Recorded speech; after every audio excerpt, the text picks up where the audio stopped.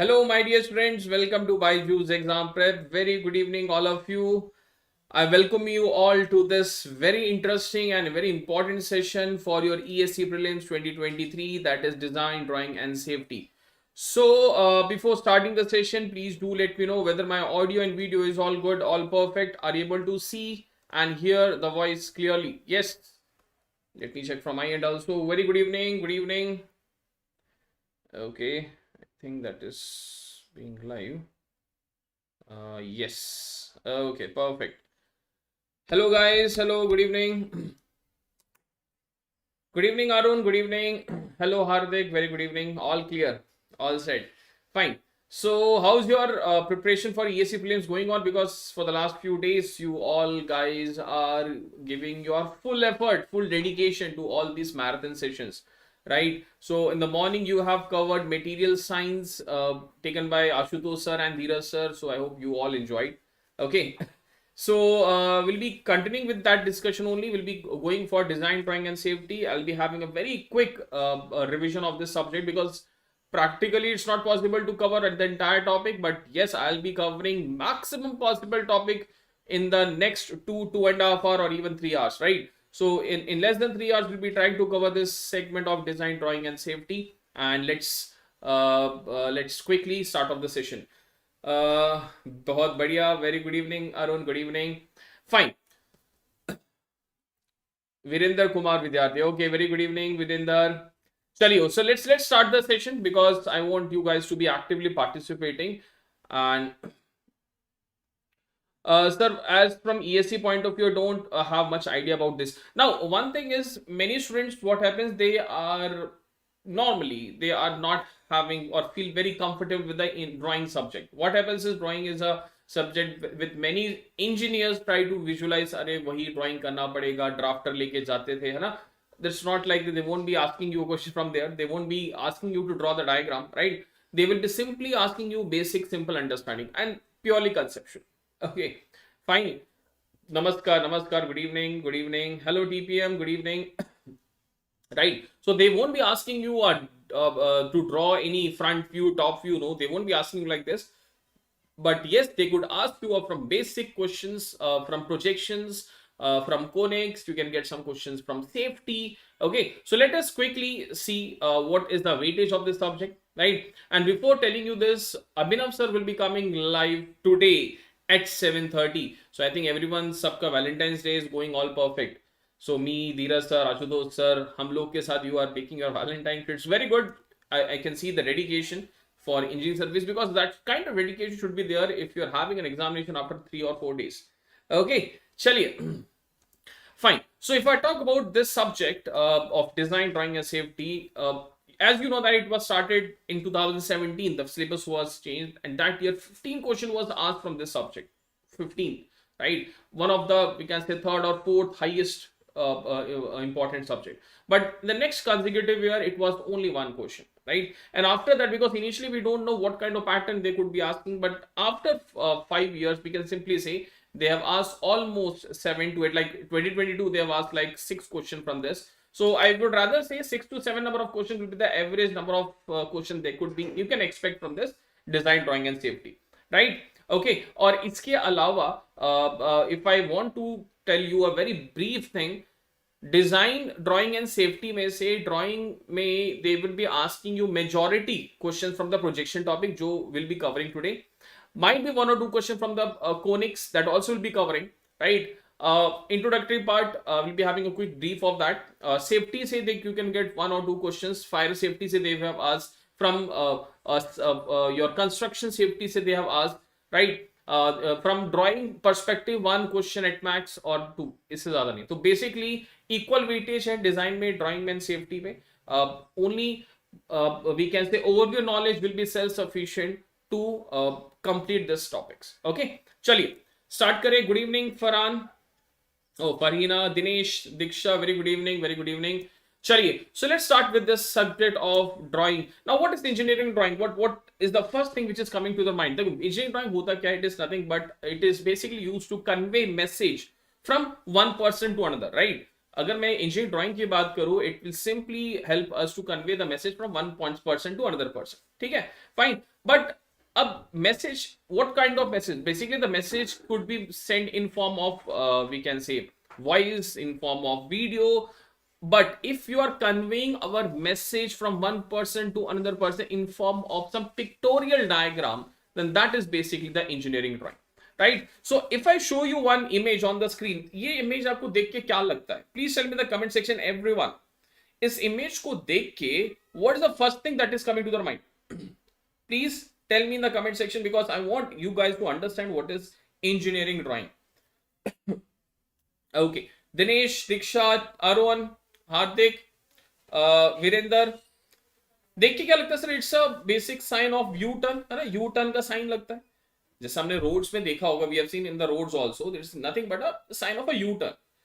But है ना, but let us suppose in one of the country, and let us suppose in X country, they are assuming this is basically used to take the right turn. You cannot deny that. And किसी country में if they are using this sign to make a right turn, so definitely you have to obey that. Okay, fine. So that there a problem exists, because if a person, let's say a person from India is going to that X country, and he has seen this signboard and he is taking a U-turn, but actually that was meant to be taking a right turn. तो इसी confusion को दूर, क्योंकि every country is having their own we can say standard bodies or standard regulatory bodies to have that drawing standards. तो उन सब के ऊपर there is a very important we can say ISO. तो ISO is basically a body which is telling us about, which is controlling worldwide. There are some standard signs which we need to, if having a sign like this, it will always resemble us about the U-turn. ठीक है, तो कोई भी country में if you are going to any of the country, if you are seeing this sign, they will be simply, by meaning of this is you have to take a U-turn. And what is the ISO? Tell me what is the full form of ISO? This is your international, yes, International Organization for Standardization, है ना? International Organization for Standardization, very simple, and this is basically a worldwide body which is controlling every country design perspective. जैसे India में we are having BIS, है ना? Bureau of Indian Standards. In United Kingdom we are having British Standards. ठीक है, तो हर एक country का अपना अपना एक रेगुलेटरी बॉडी होता है, बट उसके ऊपर there is a body which has to be a regulatory, which has to be controlling all the signs. That is your ISO. Okay, fine. Is this clear? So from this we are getting a very brief understanding what is a drawing. Drawing is basically a pictorial representation to convey the message from one person to another person.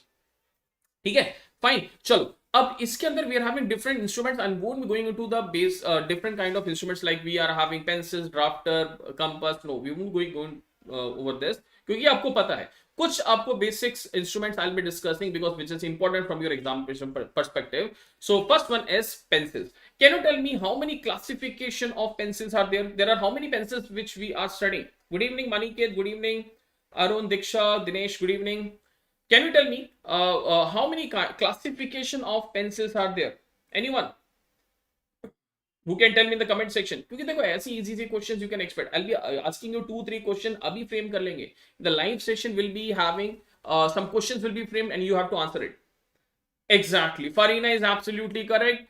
Madurai saying 4. No, it's not the correct answer. We are having 20 classification. 20 classification of pencils. Okay, we are having 20 classification of pencil, because in our engineering we are only studying 3 or 4 H, HB, 2H, है ना? We are in engineering in colleges we were only used to have only 3 types of pencil. No, it's not like this. We are having 20 classification of pencils. And can you tell me who gave this particular classification? It was Brookman pencil makers. Brookman pencil makers, right, which have given this 20 classification of pencils. So what are the 20 classification? Let us see this. We'll be having B, we are having 2B, we are having 3B, till we are having 9B. Over here we'll be having F, then we'll be having HB pencil, we'll be having HB pencil, HB pencil, then we'll be having F, then 2F, then 3F till your 9F. Okay, so these are the 20 classification of pencil, right? But what's the major difference between this? So if I show you one image, आपको यहाँ पे clearly पता चल जाएगा. If I say this is B, this is HB, this is F, as you are moving towards the increasing B, if you are increasing the B portion, we are increasing what? We are increasing the boldness, है ना? यहाँ पे आपका boldness is being increased, right? But if I try to go towards the H portion, your hardness is being increased. Hardness is being increased, right? है ना? Fine. In we can say in colleges we are only concerned about HB, H and 2H. That's it. We are going for HB pencil, your H pencil and 2H pencil.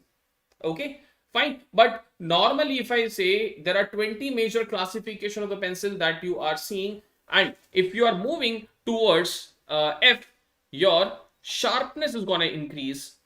Sharpness is gonna increase, and if you are moving towards B, your boldness will be increased. Okay.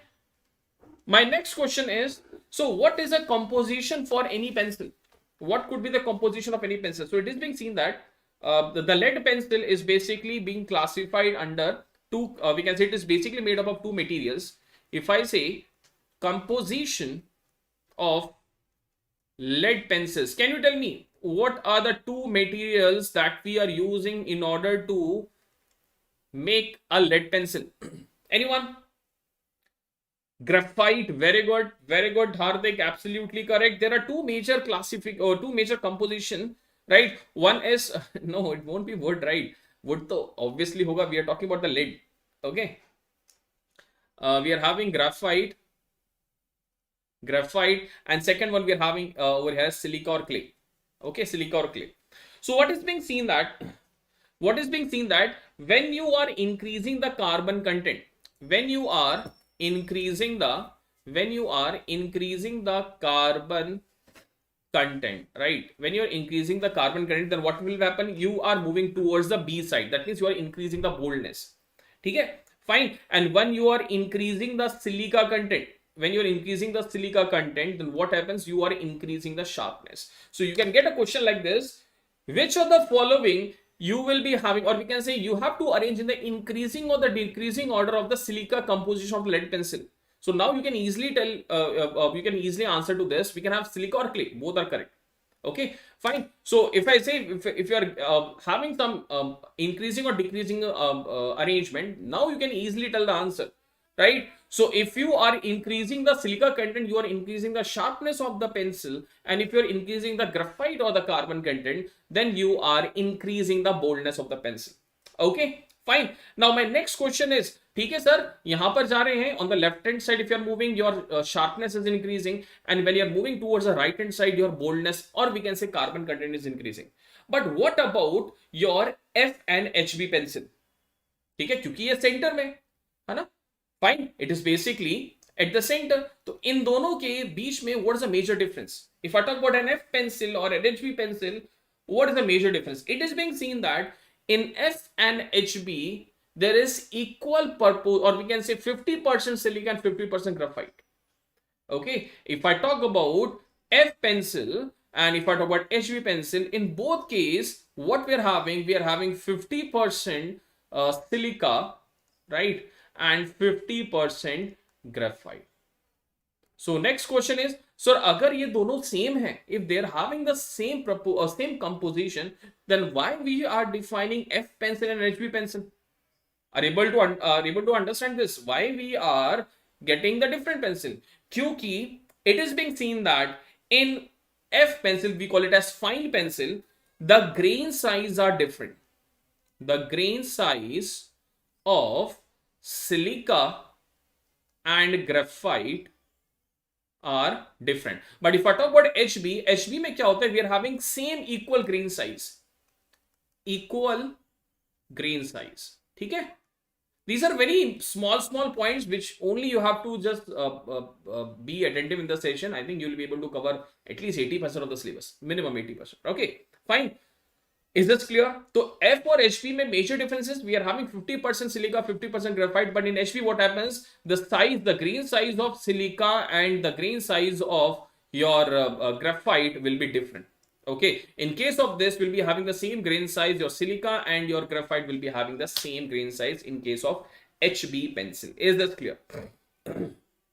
Okay, understood. That's the major difference that you can expect. And in engineering, we are only studying H pencil. We are only using HB, H and 2H. Okay, HB we are using to draw the outline. Okay, fine. Where we are using H type of pencil? H type of pencil is basically used to draw the reference line or imaginary line. Okay, and 2H pencil is basically used to draw the construction lines. Construction lines. Okay, key point याद रखेंगे. We will only trying to define the key point, or we can say will be used to draw the projectors. Okay, equal मतलब जो important points will be trying to recall that only. ठीक है, fine. तो one of the very important instrument that we are using in drawing is pencil. इसके अलावा drafter है, we are having set square, protractor, उस पर हम discussion नहीं करेंगे because you know the concept. ठीक है, क्योंकि जो इंपॉर्टेंट है which you might not be knowing that we need to have a clarity. Now the next question is you might be heard about the sheets, drawing sheets. ठीक है, if I talk about drawing sheets, if I talk about the second very important segment, that is drawing sheets. Now in drawing sheets we are having three different types of drawing sheets. Can you tell me in the comment section कितने type के drawing sheets होते हैं? We are having A type, we are having B type or B series, A series and C series. Okay, we are having three different types of series or three different types of sheets. Please tell me in the comment section. Very good, Maniket. We are having four also, but normally हम लोग engineering perspective से, if I say we are having three types A, B and C. Where we are using A type you might have seen A4 sheets, A3 sheets जो हम लोग use करते हैं in offices, in making the project files, right? We are using the A type of documentation. We are using this A type, and you might have used in your college days also, right? Where we are using this B type sheets, anyone? B type sheets we are using where? Anyone who can tell me in the comment section? Hardik, Anirban, Maniket, because we are having two channels में live चल रहा है, so I have to see. Very good, Nihita. We are using this in मतलब India में बात करो, we are using this in judiciary system. Judiciary system. ठीक है, fine. अच्छा, you might have seen in जब when you are taking a document, a printout of that, ठीक है, stamp paper में. Very good. जब हम लोग प्रिंट आउट लेते हैं, whenever we are taking the printout from the let's say from word file, there is one shape, we call it as letter, है ना? We try to convert that to A4, then we try to take the printout. तो जो letter है ना, that we are seeing, that is basically your B type sheet. Windows में है ना, or we can say Microsoft में, we are having one format, one page size which we call it as letter, and that is nothing but the B type sheet. Because in United Kingdom, ठीक है, US में, UK में, British में, we are using the letter, ठीक है, letter वाला they are using as an official documentation. जैसे India में we are using A type series, in United Kingdom they are using letter type, and that is the reason Microsoft में by default the print size shape is in form of letters. ठीक है, is this clear? ठीक है, and what is C type sheet? Where we are using the C type sheet? C type sheets are basically used to make the envelope. Envelope के लिए we are using the C type sheet. Like you might have seen, if you want to have A4 sheet का envelope, there is a specific shape, specific size for that, है ना? अगर मान लीजिए मेरे पास A3 sheet है, तो A3 sheet का भी will be having a specific envelope from that. So C type series or C series sheets are basically used to have the envelope. Okay, fine. एक brief introduction हो गया. Now let us talk about A type sheets. A type sheets. Now it is being seen that if I talk about A type sheet, we are having A0, we are having A1, we are having A2, like this. If I talk about the area of A0 sheets, it's approximately equal to 1 meter square. It is approximately equal to, मतलब the area of the A0 sheet, अगर if I say this is a A0 sheet, if I say this is complete and A0 sheet, this one, this red color which I'm drawing, this complete is a A0 sheet, okay, whose dimension is 1189 and 841. If you try to multiply A0 sheet का जो area आएगा, it will be coming out to be 1 meter square. And if you want to have that A1 sheet, A1 में क्या होगा?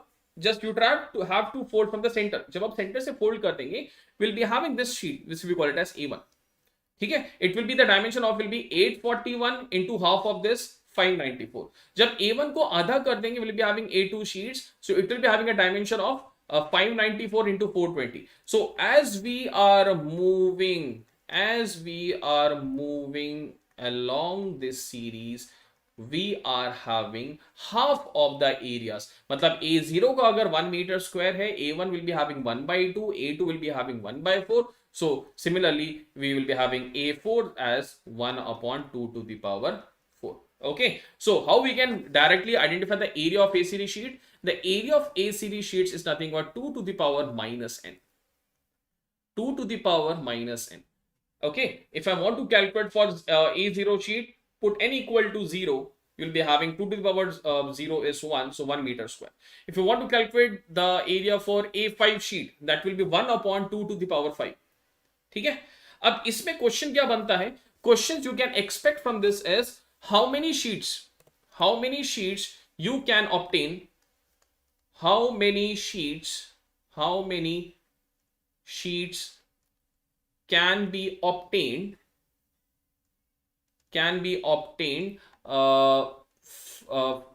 from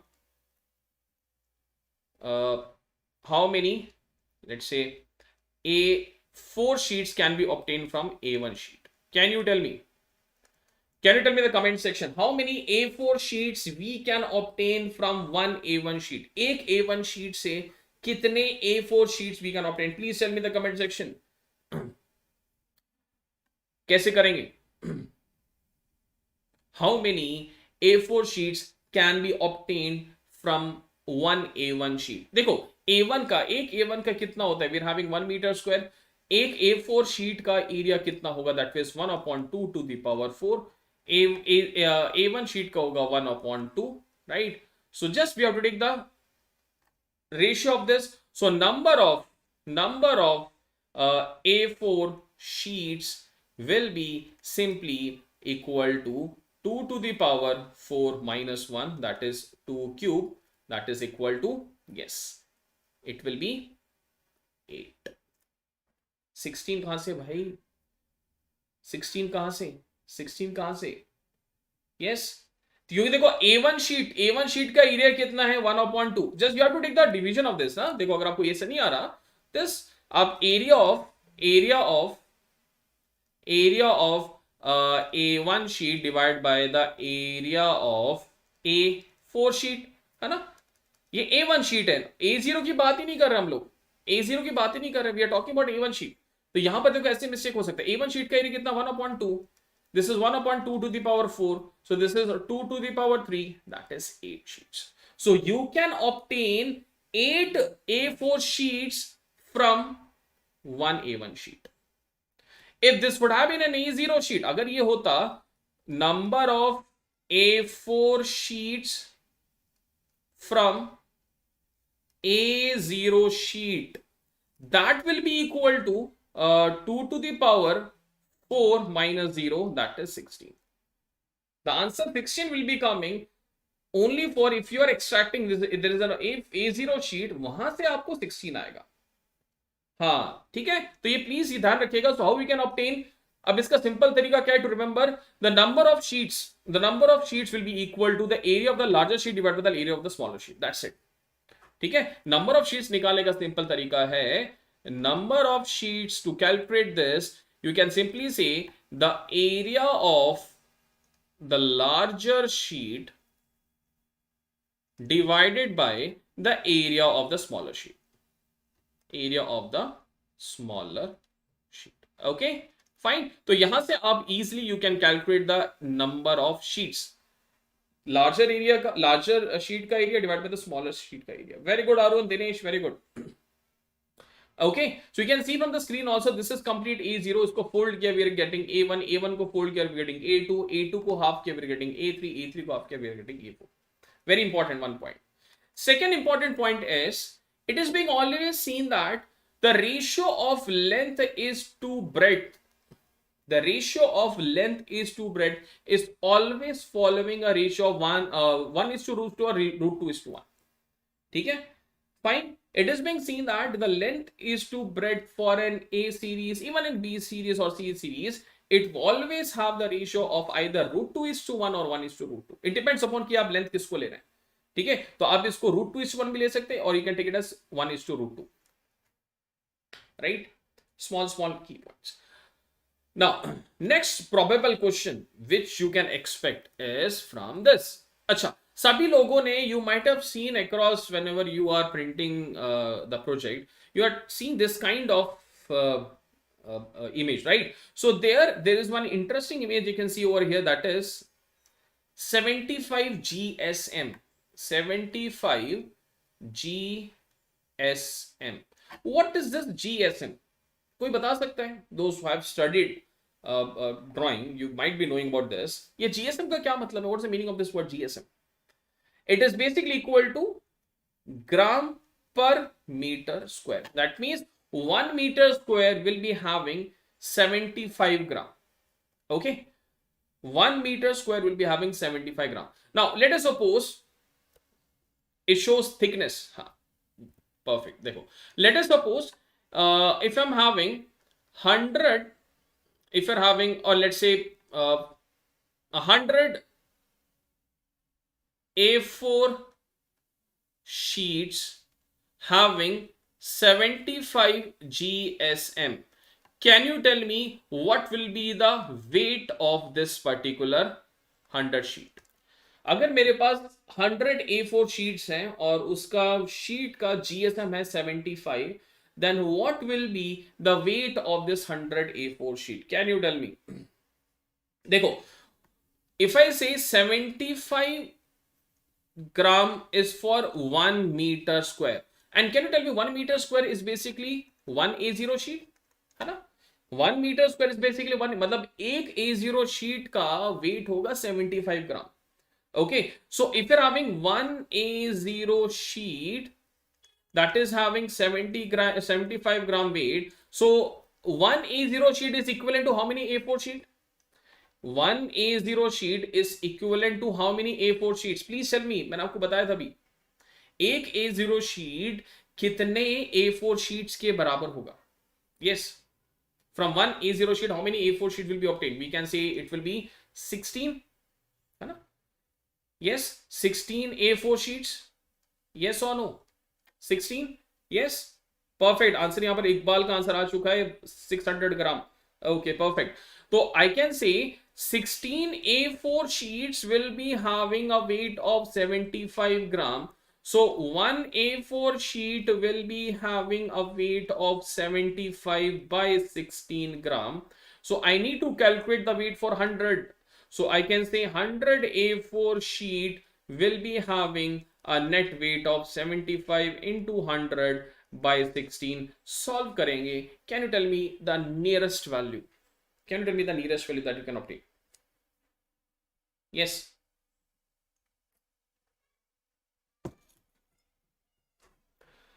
चलो देखते हैं. 25 4. Somewhere around you will be getting 1 3 8 18 point something. तो 25 कितना आ रहा है? Approximately 1200. इतना आ रहा है? Please check. Let me check from my end also. 75 into 100 divided by 16. 468. 468. 468.75 gram, or we can say approximately 469 grams. तो इसका मतलब, what is the meaning of this? 100 A4 sheet will be having a weight of 469 gram. ठीक है? अगर आप 100 A4 sheet लेते हैं उस particular 75 GSM का, then it will be having the weight of 469 gram. Is this clear? ये आपको पता रहना चाहिए how we are calculating. ठीक है? Fine. So if I'm asking you next question, what will be the weight of 100 A5 sheets having 80 GSM. Quickly tell me in the comment section. Comment section में जल्दी से बताइए. If you're having 100 A5 sheets, or let's say A3 कर लेते हैं, calculation easy हो जाएगा. If you're having 100 A3 sheets, what having 80 GSM, what will be its weight? What will be the weight of 100 A3 sheets having 80 GSM? बहुत easy question है. फरीना, दिनेश, इकबाल, मनिकेत, हार्दिक, Kushagra, निहिता, quickly. 100 A3 sheets का अगर उसका 80 GSM है, तो GSM का मतलब कहीं ना कहीं we can say what is mass. Mass is nothing but rho into a into thickness. अब देखो एरिया तो हमेशा कोई भी शीट का कांस्टेंट होगा, डेंसिटी तो उसका प्रॉपर्टी पे डिपेंड कर रहा है. So we can say only if you are increasing GSM, basically we are increasing the thickness, है ना. Fine, very good. I am getting some responses. Kushagra saying 1000. Okay, Iqbal 254 A5. Okay, चलिए बहुत आंसर्स मेरे पास आ रहे हैं. देखो सिंपल है. 80 GSM का मतलब 80 GSM means 80 grams for 1 meter square. 1 meter square मतलब we are talking about 1 A0 sheet. देखो सिंपल है. 80 GSM मतलब 80 grams per meter square, and we know that 1 meter square is the area for 1 A0 sheet, right? Okay, now I have to obtain 1 A0 sheet is having 80 gram. So 1 A0 sheet is equivalent to how many A3 sheet? 1 A0 sheet is equivalent to how many A3 sheet? We are having 8 A3 sheet is equivalent to 80 gram, right? So 1 A3 sheet will be having 10 gram, right? तो एक A3 sheet का wait है 10 ग्राम.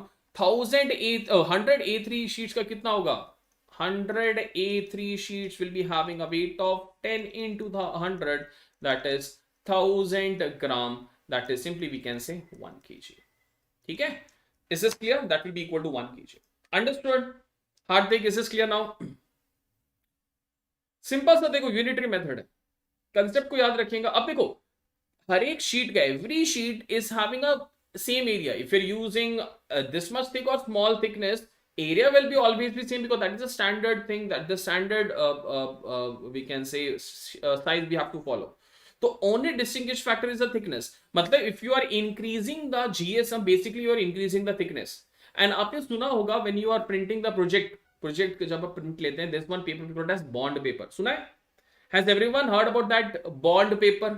Yes. अब bond paper का thickness देखा होगा थोड़ा सा ज्यादा होता है. From the normal A4 sheet paper, the bond paper is having a more thickness. And if you see, अगर कभी भी time मिले after this ESE paper, कभी भी दुकान में जाइए, go to the Xerox shop and you ask that person, can you show me what is the GSM of that bond paper? You can easily able to understand now. You can easily able to understand. उससे आपको पता चलेगा उसका जो GSM होगा ना वो ज्यादा वैल्यू होगा. It will be having a larger value. ठीक है? अभी नहीं करना. After ESE, not now. You're not having that much of time to search for that. ठीक है? Clear है? Fine. चलिए. So now this is your drawing instruments. Now let's quickly talk about B series sheets which we are using in your judiciary system. Right? अब B series को simple निकालने का तरीका क्या है? The area of B type sheet is basically equal to geometric mean of an minus 1 and an sheet. Okay, it is equal to an minus 1 and an. So if I want to calculate the size for B1, so B1 it will be equal to the geometric mean of A0 and A1. It will be equal to the geometric mean of A0 and A1. Is this clear? Okay, simple technique. And if I talk about C type sheets,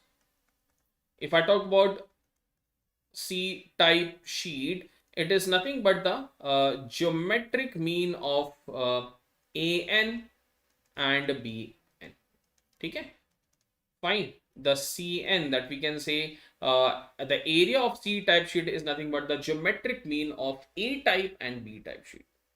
Question they won't be asking you. What will the duration of time? I'm expecting that 2.5 hours till 8:30. I'm expecting. It depends upon you guys. जितना आप जल्दी समझेंगे, will be able to wind up the session as early as possible. Okay, fine. So sheet में से you can expect a question. Right. So now let us talk about the very important topic जहां से question आता ही आता है, that is projection. That is nothing but your projection, right? Fine. Now, why we are studying this projection? If I say projection is mainly being classified under four categories: multi-view projection, oblique projection, isometric, and perspective projection, right? But if I say in a layman terms, देखो, multi-view projection is basically used by engineers to convey message between engineers. We are using this multi-view projection. ठीक है. अगर मुझे एक engineer, मतलब एक civil engineer से if I want to convey to a mechanical engineer, right, और अब सिविल टू एनी इलेक्ट्रिकल और ईसी, और mechanical to EC, electrical, civil, definitely we will be using multi view, जिसमें हम लोग top view, front view, we are studying that. But if I talk about oblique projection and isometric projection, these type of projection is basically being used B and C sheet questions. मुश्किल होगा क्योंकि ए type में से ही एक दो बार ही पूछा है. B और C just only should be having the basic understanding. Clear Diksha sorry, हाँ, है ना. तो वहां से आपको क्वेश्चंस मिल सकते हैं. ए सी से ज्यादा बी और सी, बस आपको ब्रीफ आइडिया पता रहना चाहिए, right? And oblique and isometric projection is basically used where we have to convey message to the non-technical person. non-technical persons, right? अगर कोई non-technical person, कोई इंजीनियर नहीं है, कोई एक person है which is having non-engineering background but is a we can say educated person, तो उसको हम लोग oblique projection या isometric projection से we can pass on the information.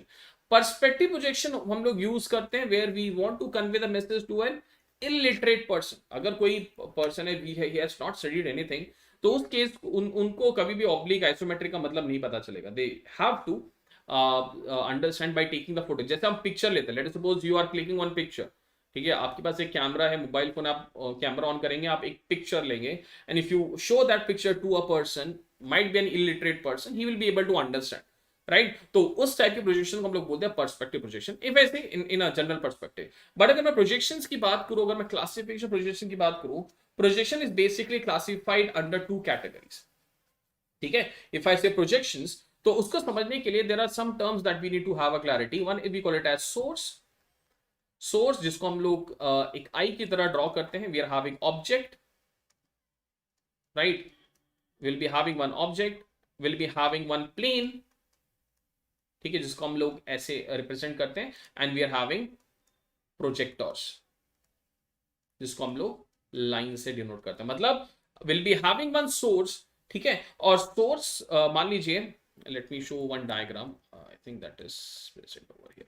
मान लीजिए यहां पर एक सोर्स बैठा है, ठीक है, there is a source and there is a body, there is a body kept like this, and we are seeing this body, and we are seeing this body on a plane, ठीक है.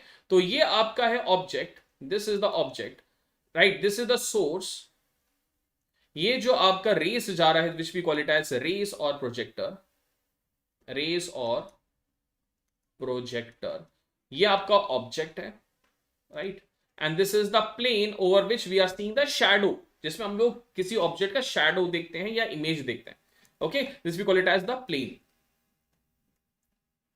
Clear? तो basically इन notations को use करके we are now classifying the projection, because you can expect one of the questions from this, the classification of projection. So projections can be broadly classified under two categories.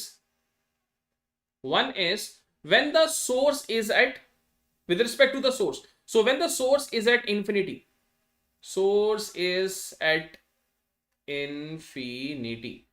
and when the source is at some finite position, so tell me one thing, अगर मेरा जो source है, if it is at infinity, the rays will be a diverging line और parallel lines. Tell me, अगर ये source, if it is at infinite position, ये जो source बैठा है, if it is at infinite position, so tell me one thing, the rays और projectors will be parallel lines और will be a diverging line like this. Tell me, अगर ये source infinity में बैठा होगा ना, तो ये जो प्रोजेक्शन जो लाइन होगी will be simply parallel lines. Very good Diksha and Ashish, it will be parallel lines, right. अगर ये सोर्स इन्फिनिटी में बैठा होगा और अगर this source is at some finite distance, then this lines will be diverging lines. Yes, अगर आपका source is present at infinity, then we'll be having the parallel lines. Very easy to understand. And if this source is at some finite distance, we'll be having the diverging rays or diverging projectors. Okay, so here we can classify when the source is at infinity, so we can call it this as parallel line projection. Okay, and this we call it as the diverging line projection. Okay, ये इसका बस meaning है, main classification parallel and the diverging line projection. We can understand like this. ठीक है, parallel का मतलब something like this. If I try to classify, है ना, if I try to classify diverging line को ही we call it as the perspective projection. Perspective projection. ठीक है, जिसमें if you try to see, if let us suppose I'm having an image, right, तो आपने देखा होगा जब when you are seeing a road, आपने कभी एक रोड को देखा होगा, आप देखते हैं एक रोड आगे जा रही है, when you see from the naked eye, you might be seeing that road is converging to a point. Yes, have you visualized that? अगर आप एक रोड को देखते हैं, आपको कुछ ऐसा दिखता है ना, मान लीजिए स्ट्रीट लाइट है, you might be visualizing that it is being converging to a point. So this kind of projection we call it as perspective projection. So perspective projection be further classified into three categories. That is your single point, double point, and triple point vanishing point. Right? We have a single point, 1 point, 2 point, and 3 point. ठीक है? इसके अगर एक point पे अगर पूरा image it is being converging to a single point, we call it a single point. ऐसे double point मतलब there will be an image where 2 points will be diverging. 3 point का मतलब something like this. मान लीजिए there is a body, है ना, there is a body which is kept like this, a 3D image such that there are 3 points about which this body is being. ठीक है, तो एक बॉडी है जिसका 3 point we call it as vanishing point. ठीक है, 3 point पे this entire diagram is being converging. ठीक है, जैसे इस डायग्राम में we are having 1 point as converging, we call it as single point vanishing point. Okay, not that much detailing you should be doing, just only brief understanding. Now important is this parallel line projection. Parallel line projection is very important. Parallel line projection, क्योंकि पिछले साल in the previous year there was one question from this classification. That is why we are giving more emphasis on this. If I talk about parallel projection, we can have two possibilities.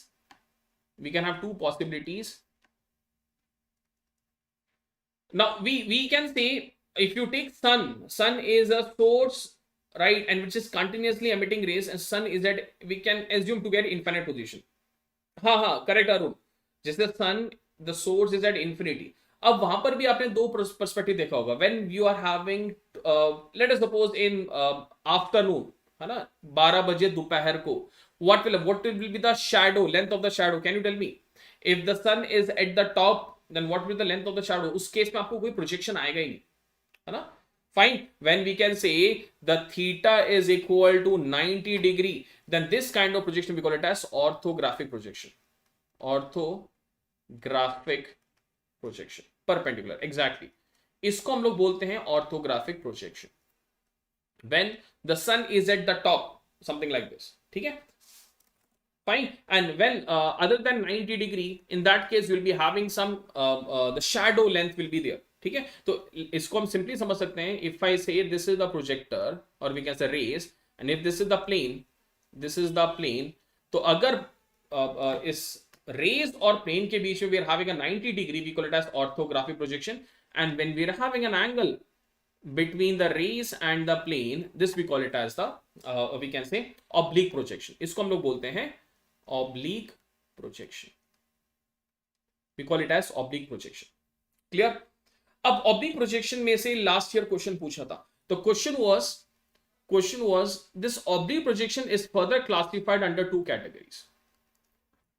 Let us assume you are standing over here, ठीक है, and the sun is exactly at 45 degree, मान लीजिए सन 45 degree पे है, then what will be the length of the shadow? Will it be equal to the your height h? Let's say this is capital D, है ना, this is capital D, and let's say I'm having this image over here that is small d. So tell me, the capital D and small d will be having equal or unequal? अगर जो सन का जो angle है that is making an angle of let us suppose 45 degree from the horizon, तो उस case में the shadow image that will be getting, will it be equal or unequal? बताइए. Exactly 45 है. If you're having a 45 degree angle, तो जो shadow का जो length होगा और जो person का height होगा, will it be equal or unequal? It will be sir very easy. अगर ये 45 degree है तो हमें पता है what is tan 45 equal to 1. Sir, at this moment the height और ये आपका exactly equal होगा. So we can have one perspective when theta is equal to 45 degree. Okay, fine. Is this clear? Yes. There is one more perspective because we can have infinite possibility. I'm only taking one possibility where we are having equal. Let us suppose we are having an angle such that this is D, and this is half of this. If I say small d is equal to capital D by 2. So can you tell me what will be this angle? अगर आपका height है D और आपका जो shadow और projection बन रहा है that is half of the length. If you try to calculate, you will be getting somewhere around 63.5. Okay, you'll be getting somewhere around 63.5, right? So we call this kind of projection under oblique projection 63.5 or 63.4 exactly 1.999 होगा. ठीक है. So when we are having equal height, we call this as cavalier projection. Cavalier projection. Last year इसमें से question पूछा था. Exactly same. And whenever you are having half of the length, let's say this is d by d is equal to capital D by 2, then we call it as cabinet projection. Cabinet projection. Okay, here we are having d is equal to capital D. That means if you are having an object, right, this is your length, this is breadth, and this is your d, which will be equal to capital D. If you're having an object, right, in this case, this d will be equal to actual object ka half hoga. Actual object ka half hoga, and that will be called as cabinet projection. So this is very important. So from here, can we say your capital D by small d is equal to capital D by small d is equal to tan theta. ठीक है, ये important है, right? Is this clear? So we are having cavalier projection, we are having cabinet projection. Cavalier is basically when we are having equal, जितना आपका actual dimension है, we are taking the same dimension. If you are taking half of the dimension, we call it as cabinet projection. Okay, fine. Is this clear? Now let us proceed with the orthographic, because orthographic is basically you can have some projection के questions from orthographic. So if I talk about orthographic projection,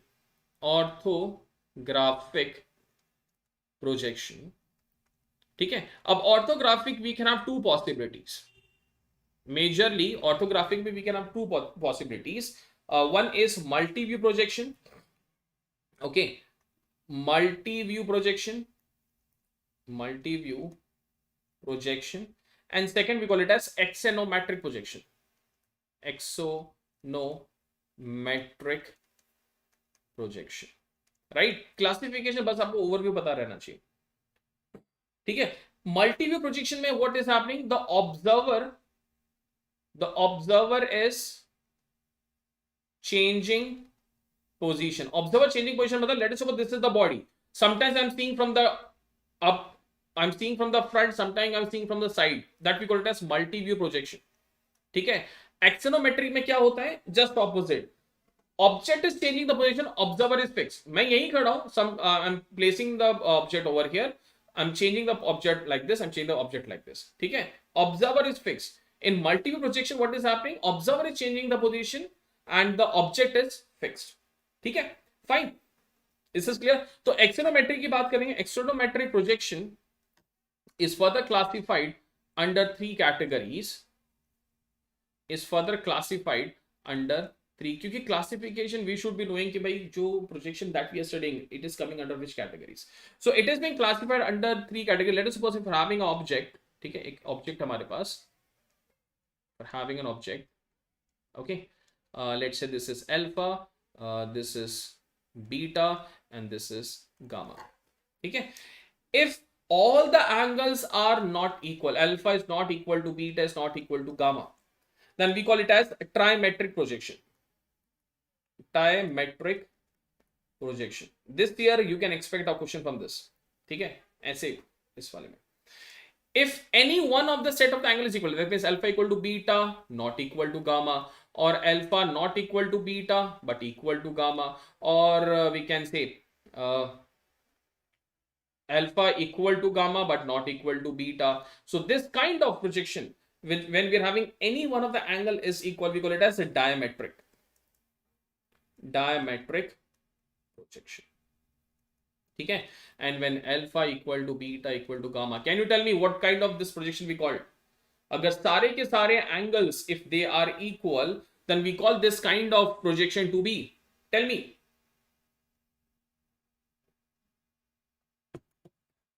We call this as isometric. That is all will be equal to 120 degree, है ना?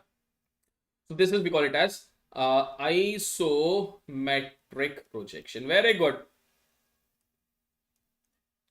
दीक्षा, ortho तो ये सबके सब ortho है, ये भी ऑर्थो है, ये भी ऑर्थो है ना. ऑर्थो तो मैं ओवरऑल बात कर रहा हूँ. This is multiview is also an ortho, orthographic projection. Axonometric is also orthographic, right? It will be called as isometric. ठीक है. So isometric is also an example और a classification of orthographic projection. This an important information that you should be knowing. ठीक है. Is this clear? Fine, understood. चलिए, so this is all about the classification of the projection. So let's talk about the projection of the different points. So I have shown everything. If I try to hide myself, अगर मैं आपको अपने आप को अगर मैं hide करूंगा, I have showcased everything with the diagram so that you are able to have that detailed discussion, complete projection of the points. क्योंकि when you will be downloading this PDF, right, you should be having entire information. ठीक है. Fine. चलिए, so now let's talk about projection of points. पहले projection of point देखेंगे, फिर projection of line देखेंगे, then be going for conics. Conics के बाद if the time allows will be going for the safety also. ठीक है. चलो, so projection को समझने के लिए we should be knowing a very interesting term, right? So let us suppose I am having हाँ, one more thing, like in multiview projection ना, multiview में basically we can have further, if I say multiview projection, यहां पर मैं लिख देता हूं multiview projection,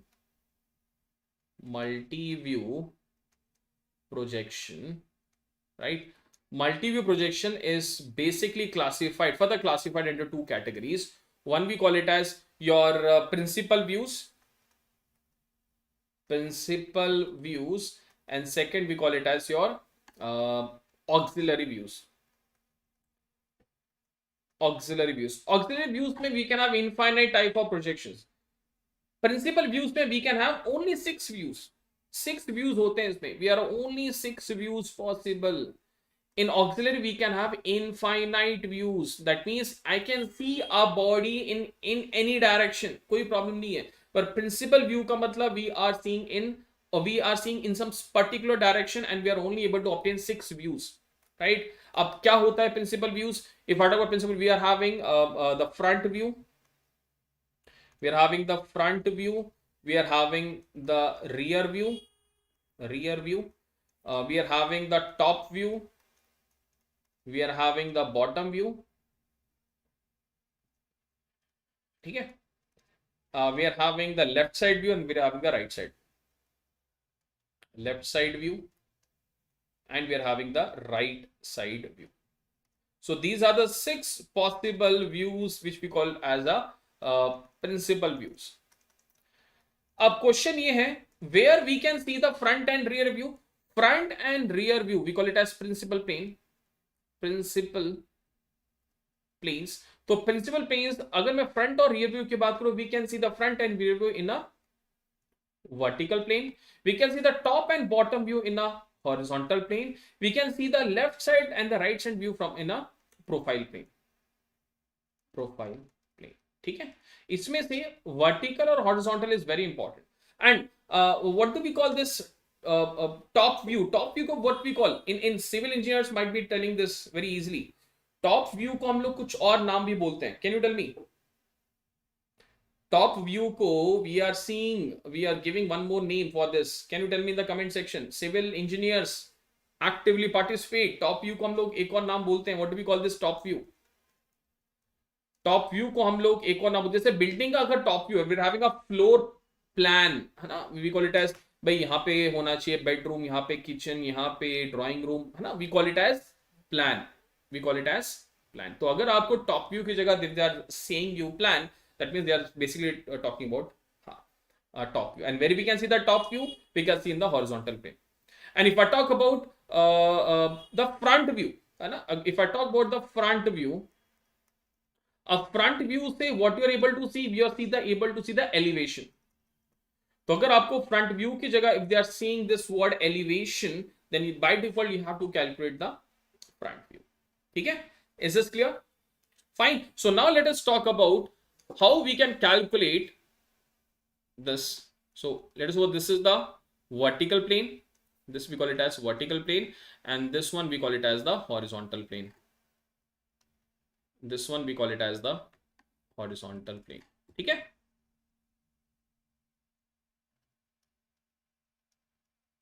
Is this clear?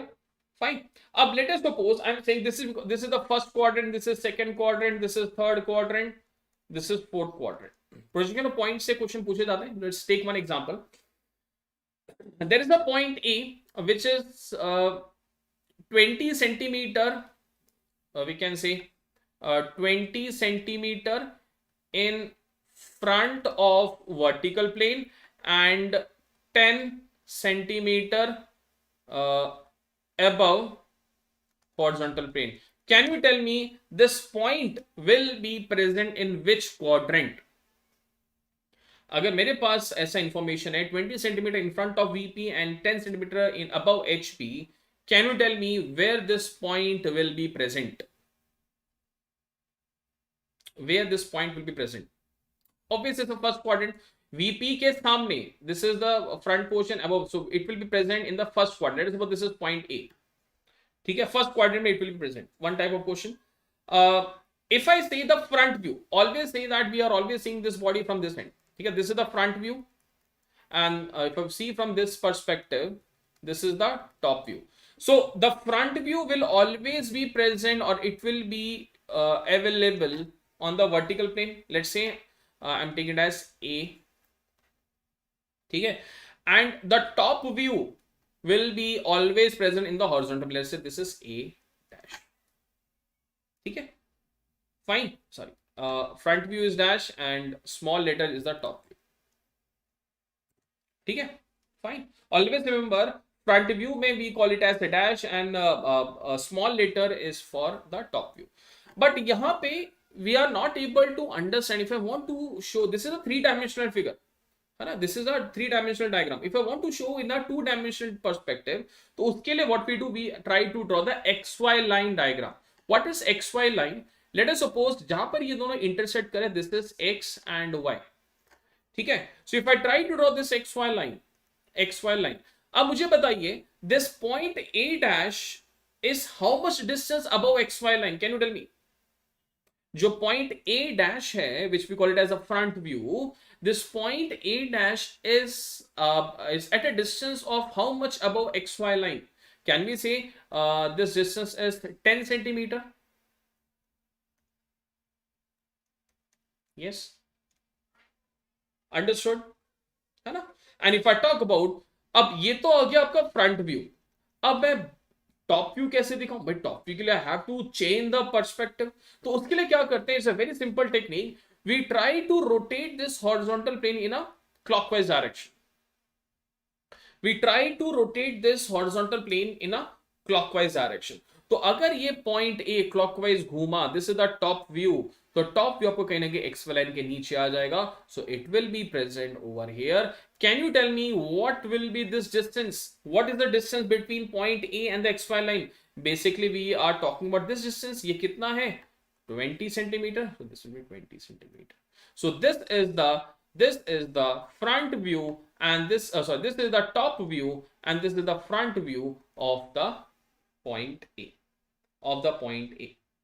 Is this clear? ठीक है, अगर ये क्लियर हो गया, then you won't be having any difficulty in projection of line or solids, anything, or projection of plane.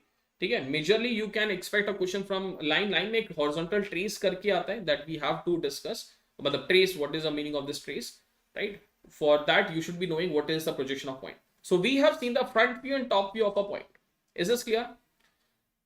Right. Now let us suppose I'm having one more diagram like this.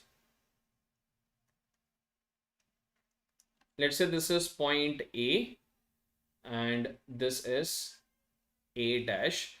This is, let us suppose, 10, and this is, let us suppose, 15. Okay, all in centimeter. Can you tell me this point A is present in which quadrant? ये point A किस quadrant में present होगा? बताइए.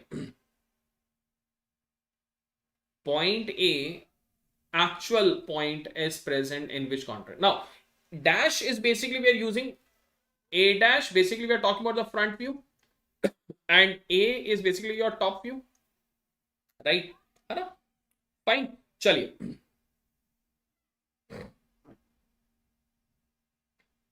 Yes.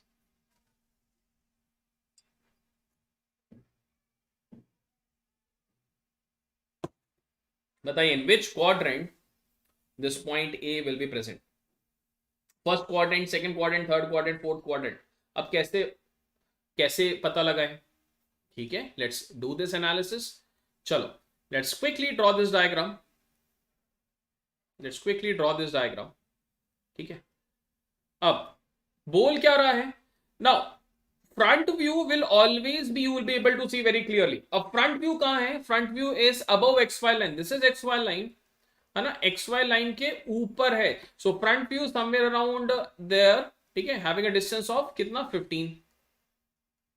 ठीक है, clear? Fine. Front view. अब मतलब the body is kept in either first or the second quadrant. या तो body यहाँ पर है, या तो body यहाँ पर है ना? Either the body is kept over here or here, because the front view is present above the xy line. That means either it will be in the first quadrant or the second quadrant. अब क्या है?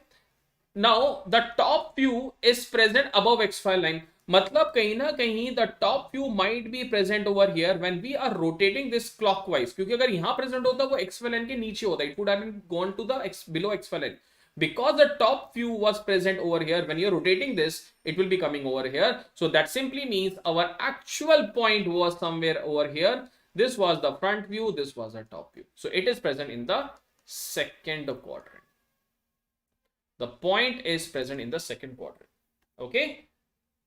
Is this clear now? The point is present in the second quadrant. Mustafa is absolutely correct. ठीक है? Clear हुआ? क्योंकि when you're rotating, so what will be this distance? यहाँ से यहाँ तक कितना होगा? It is 10. Clear? Understood? Can we take one more example? When we take one more example, चलिए एक और example देखते हैं. Let's suppose this is the xy line, and you guys will be telling me, ठीक है? अब आप लोग बताएंगे, this is point A having a distance of 10, and this is point A dash having a distance of let's say 20. ठीक है, अब बताइए, where is the point present, or what is the distance of this point from vertical plane? What is the distance from vertical plane? Tell me in the comment section, what is the distance of this point from the vertical plane? Very easy question. इस point A का vertical plane से कितना distance पे है? This point A is at a distance from, how much distance from vertical plane? So not understood. ठीक है, we'll be taking one more example. Don't worry, Artik. 20. देखो, simple है. This is a very easy technique. Always draw the diagram like this. ठीक है, आप इस diagram को draw करेंगे, horizontal plane and vertical plane, this is vertical plane, this is your horizontal plane, this is the vertical plane, ठीक है, this is your vertical plane, this is horizontal plane, right, this is the xy line. Now try to identify a dash is the front view and it is present below xy line. So if the a dash is present below xy line, tell me my point is either in third quadrant or fourth quadrant. या तो point will be present over here or over here, because the front view will be seen in the vertical plane. Yes or no, Hardik? Exactly, very good. Iqbal, clear हुआ? देखो, because you are seeing this point from over here, so the front view is present below xy line, so definitely the actual point will be either over here or over here, that I don't know. ठीक है, by only knowing this information we are able to see that. And what is the distance? This is having a distance of 20. This is a dash. ठीक है, is this clear? This one, till this point, anyone having a doubt? ये clear हुआ? So if this is clear, so now top view is having a distance of 10. Now top view can be present over here also, over here also. अगर आपका top view is present over here, then what will happen? If you try to rotate this horizontal plane, it will be coming below xy line. Is my top view coming below xy line? No, so this is not possible. Only this is possible. That means my actual point is present over here. Its top view is present over here. The front view is present over here, and the top view is having a distance of from the vertical plane of how much? 10. ठीक है? So I can say this point A is a distance of 10 units from vertical plane. The final answer is 10. Correct. Sachin is absolutely correct. Iqbal is absolutely correct. ठीक है, this point A is at a distance of 10 units from the vertical plane. Understood? In the same question they are asking, it is at a distance of 20 units from the horizontal plane. This point A, the actual position is present at a distance of 20 units from the horizontal plane. Clear hai? Understood now? Please tell me yes or no. Because अगर ये clear हो गया ना, then I would say बाकी सारे projection you can easily able to answer the problem. ठीक है, only difficulty is where or how we are basically able to draw the or understand the projection. That's it. अगर आपको projection clear हो गया, then you will be able to answer it very easily. Okay, clear? Projection of point clear हुआ? Now let us talk about the projection of line. Now let us talk about the projection of line. Now line में क्या है? Line में difficulty ये है. Let us suppose this is the a line. You are able to see exactly same length, right? You are able to see exactly same length because it is exactly parallel to your vision or exactly parallel to your view. But let us suppose I'm having a pen kept like this. Are you able to see the exact length or are you able to see a point? You're only able to see a point. Actually, this is not a point. This is a straight line. So here the orientation also matters. है ना? Fine. There the orientation also matters, right? So चलिए देखते हैं कैसे करें projection of line. So let us suppose a line is, let us suppose there is a line, okay. Let's suppose this is the horizontal plane, this is the vertical plane. Now let us suppose the line is perpendicular to, let's say the line is perpendicular to horizontal plane and parallel to vertical plane. So can you tell me where you will be able to see the true length of this particular line? Where you will be able to see the true length of this line? Anyone? If I say it is perpendicular to HP, then this is a line AB, right? So you will be able to see the true length in the front view, the top view. You will be able to see the true length in the front view. Yes, that is A dash B dash. Okay, that is A dash B dash. Is this clear? Fine. If I talk about the top view में आपको क्या दिखेगा? हाँ, top view में आपको क्या दिखेगा? Top view में you will be able to see a point. This is point A and this is the same point as B. So this is your top view. तो यहाँ पे the point is how the line is kept That is very important. Okay, and if you're able to visualize that, I think then you're able to understand. ठीक है, अगर ये मान लीजिए inclined होता, something like this. Let us suppose this is your vertical plane, this is the horizontal plane, right? We are having a line which is parallel to VP and inclined to HP. ठीक है, it's parallel to VP and inclined to HP, so definitely it will be having some inclination with the horizontal plane, right? So if you try to extend this line, when you are extending the line, so where it is intersecting the principal plane, that point we call it as trace. So when a line is extended and if it intersects the principal plane, अगर वो principal plane पे intersect करता है, that could be a vertical plane also, that could be horizontal plane, so that we call it as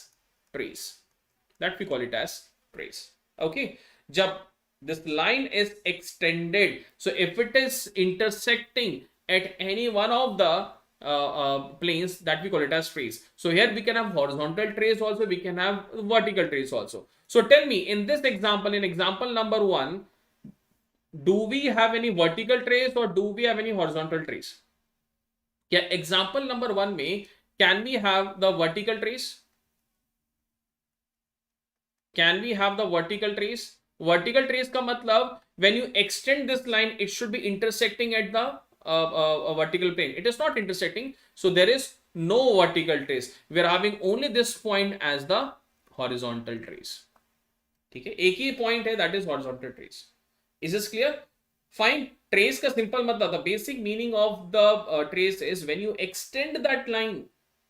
Okay, when you extend that line, and if that line is intersecting at any it is intersecting on the principal plane, so that point we call it as the trace. And if that point is located on the horizontal plane, we call it as horizontal trace, and if that point is located on the vertical plane, we call it as vertical trace. ठीक है, is this clear?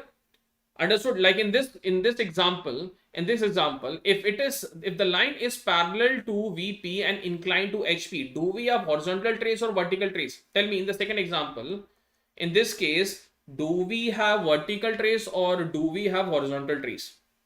Agar this line is extended, question is parallel to VP and inclined to HP, do we have vertical trace, both vertical trace and horizontal trace, or only vertical trace or only horizontal trace? Tell me. Is example pain, the second example. This is the first example that we have discussed. If a line is parallel to VP and inclined to HP, do we have any horizontal trace or vertical trace, or do we have both? Yes or no? देखो अब यहाँ पे question में students get confuse. देखो इसको मैं समझाता हूँ. ये देखिए, मान लीजिए question is parallel to VP and inclined to HP. ठीक है, so let us suppose this is vertical plane, it is parallel to VP, right? It is parallel to VP, inclined to HP. Now tell me, will this line will be intersecting, if you see from the side view, will this line will be intersecting the vertical plane? क्या ये line, will this be intersecting the vertical plane? Yes or no? It never will be intersecting, so there is no vertical trace. We only have horizontal trace. Is this clear? So the student, those who are telling me both trace will be present, it is only horizontal trace will be present, no vertical trace will be present. Is this clear? देखो simple रखिए, ये आपका vertical plane है, this is the horizontal plane. ठीक है, तो अगर ये if I say this is the horizontal plane, this is the vertical plane, so if there is a line which is inclined to horizontal plane but parallel to VP, so if it is parallel to VP, this line will never ever intersect to vertical plane. अगर वो intersect ही नहीं कर रहा, if it is not being intersecting at vertical plane, तो how we can get the vertical trace? ठीक है, तो यहाँ पे deciding factor, many student they will marking, अरे सर टेढ़ा सा दिखेगा, so definitely they will be having vertical and horizontal trace. तो try to visualize this, you will be able to answer it very accurately. ठीक है, fine, because trace से question बहुत बार पूछा जाता है and you should be able to answer to this problem. Is this clear? Fine, okay, understood. Chalo, so now let's quickly talk about this one. Now this one is, we call it as the front view. This is the top view, है ना? ये आपका top view के लिए यहाँ से we are seeing, the front view के लिए we are seeing from this end, right? So I think this already we have covered. ठीक है, चलो. Now let us talk about one more example. A point A is 20 mm above HP and 35 mm behind BP. So 20 mm above HP, this is 20 mm, right? And 35 mm behind BP, this is 35 mm. Okay, so if I try to draw, this is the front view, this is the top view, right? Okay, so if I take this as x file, this is x, this is y, the x file जब बनाएंगे, a dash and a will be on the same side. This is a dash and a. So by this way, we are able to draw the xy line projection. Clear? एक example था only for practice, right? ठीक है, okay, clear.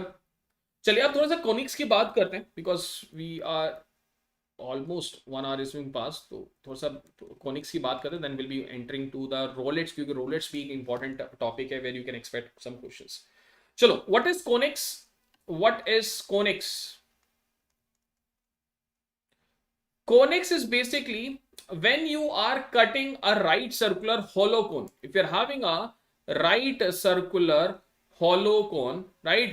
If you're cutting, you will be getting some shapes. So that shape that we are getting, or that curve that we are getting, we call it as conics.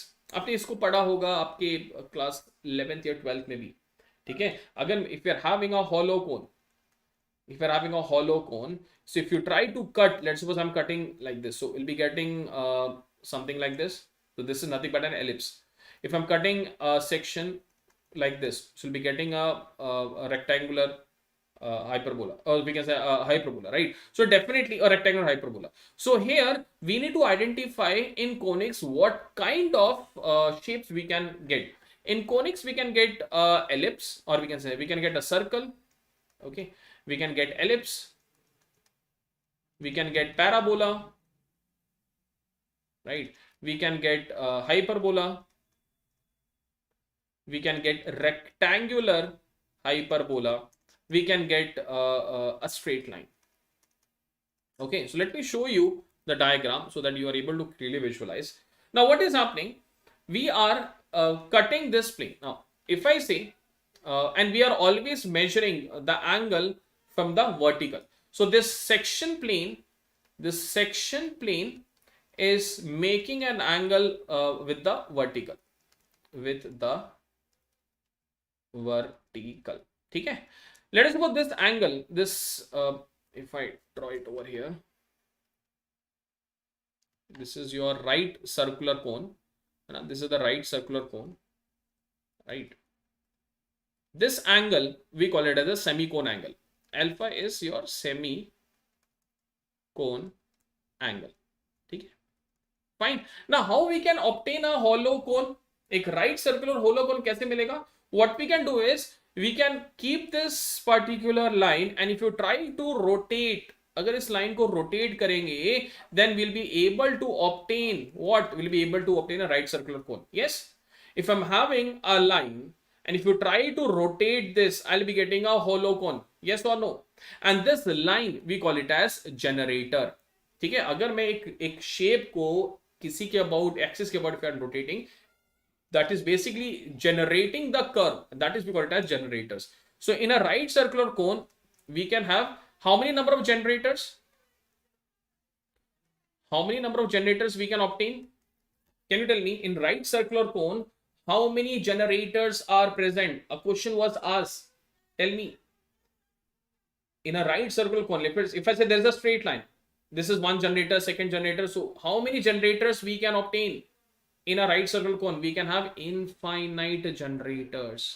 Infinite generator होते हैं एक right circle cone में. But if I talk about end generators, if I talk about end generators, end generator means the extreme point. So these are end generator. This is also end generator. So in a right circle cone, we are having only two end generators. In a right circular cone, we are having two end generators. But if I talk about only generators, we are having infinite generators in a right circular cone. Yes, ठीक है आशीष? No, it's not 4, it's 2. ठीक है? Clear? Generators will be infinite. और इसी सारे generator को when we are joining, we are getting a right circle cone. Okay, is this clear? Right. So वही right circle cone को if we am cutting with respect to what, let's suppose this having theta, if theta equal to how second end generator, because let us say this is one end, right? अब इसको आप थोड़ा सा ऐसे देखिए, let's say this is one right circle cone, है ना? This is one end and this is the second extreme end. We are starting from this. This is the one extreme and this is the second. Return to this. Okay. So if I trying to have a two right circular cone, something like this. So here we are having two end generators. Okay. We are having two end generators. Clear, Hardik? Fine. अगर मेरे पास एक generator है तो मेरे पास we can have and infinite generators. तो दो एक्सट्रीम्स में we are having how much? Only two generators. One is this extreme, second is this extreme. Okay, that is why I am saying we are having two and generators, right? Okay, now अब इसी right circular cone को we are cutting, we are using some section plane and we are getting some curves. Okay, so what is this curve? So if the theta is equal to 90 degree and the angle that we are making is with the vertical, the section plane, that angle that we are making is, that means if we are having this angle to be 90 degree, then we're getting a circle. If this theta is we can say yes, when the theta is we can say this is your angle, right? इसको ऐसे देखते हैं, this is your with the vertical, this is the angle. Okay, or you can say it like this. ठीक है, fine. This is that angle. इसको यहाँ पर देखते हैं. हाँ. So when the theta is greater than that of alpha, अगर आपका theta alpha से ज़्यादा है, so tell me what we are getting. If the theta is greater than that of alpha, then we are getting ellipse. ठीक है. When the theta is exactly equal to alpha, we are getting parabola. Less than alpha, less than the semicone angle is equal to parabola. When theta is greater than that of alpha, we are getting hyperbola, right?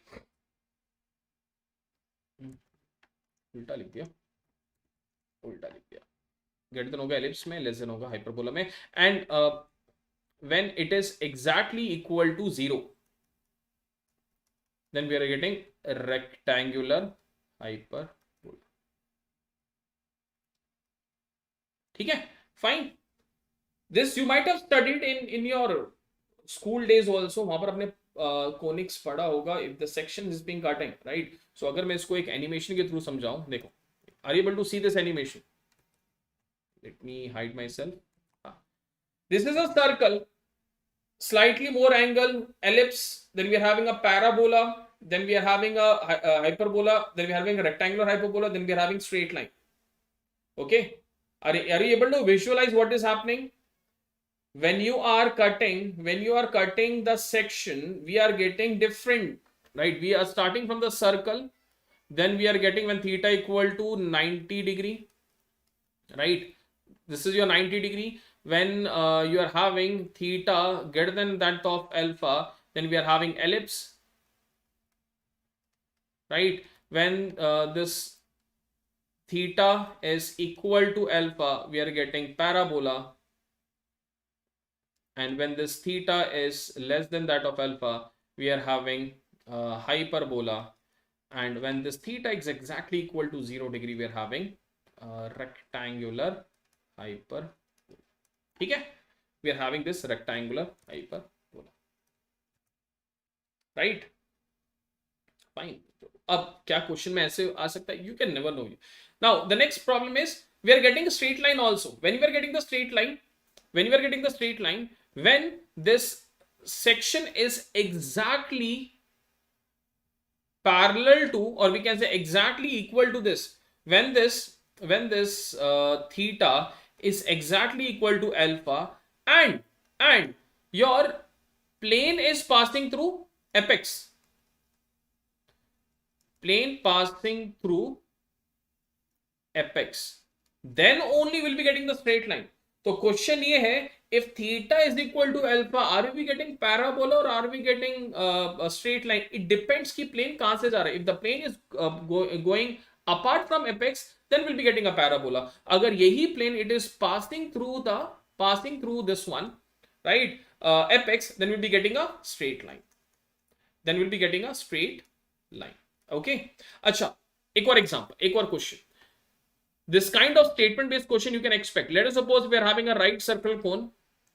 It's a hollow cone which we also called as nappy. And इसको हम nappy भी बोलते हैं. Let us suppose my question is the section plane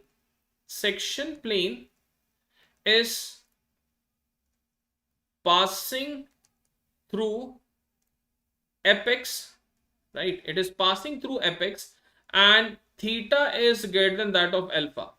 Tell me, theta is greater than that of alpha, what you will be obtaining? अगर जो section plane है, if it is passing through apex and the angle, section plane angle is greater than that of alpha, what profile you will be getting? Let's see who will be giving me the answer.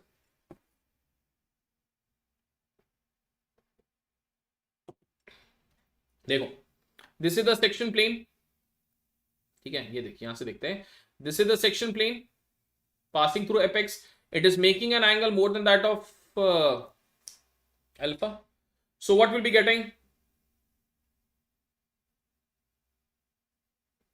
You will be getting अब देखो, ये आपका cone है, you are cutting from this, so will be getting only a point. आपको सिर्फ एक point मिलेगा. You will be getting a point, that's it. You'll be getting exactly a point.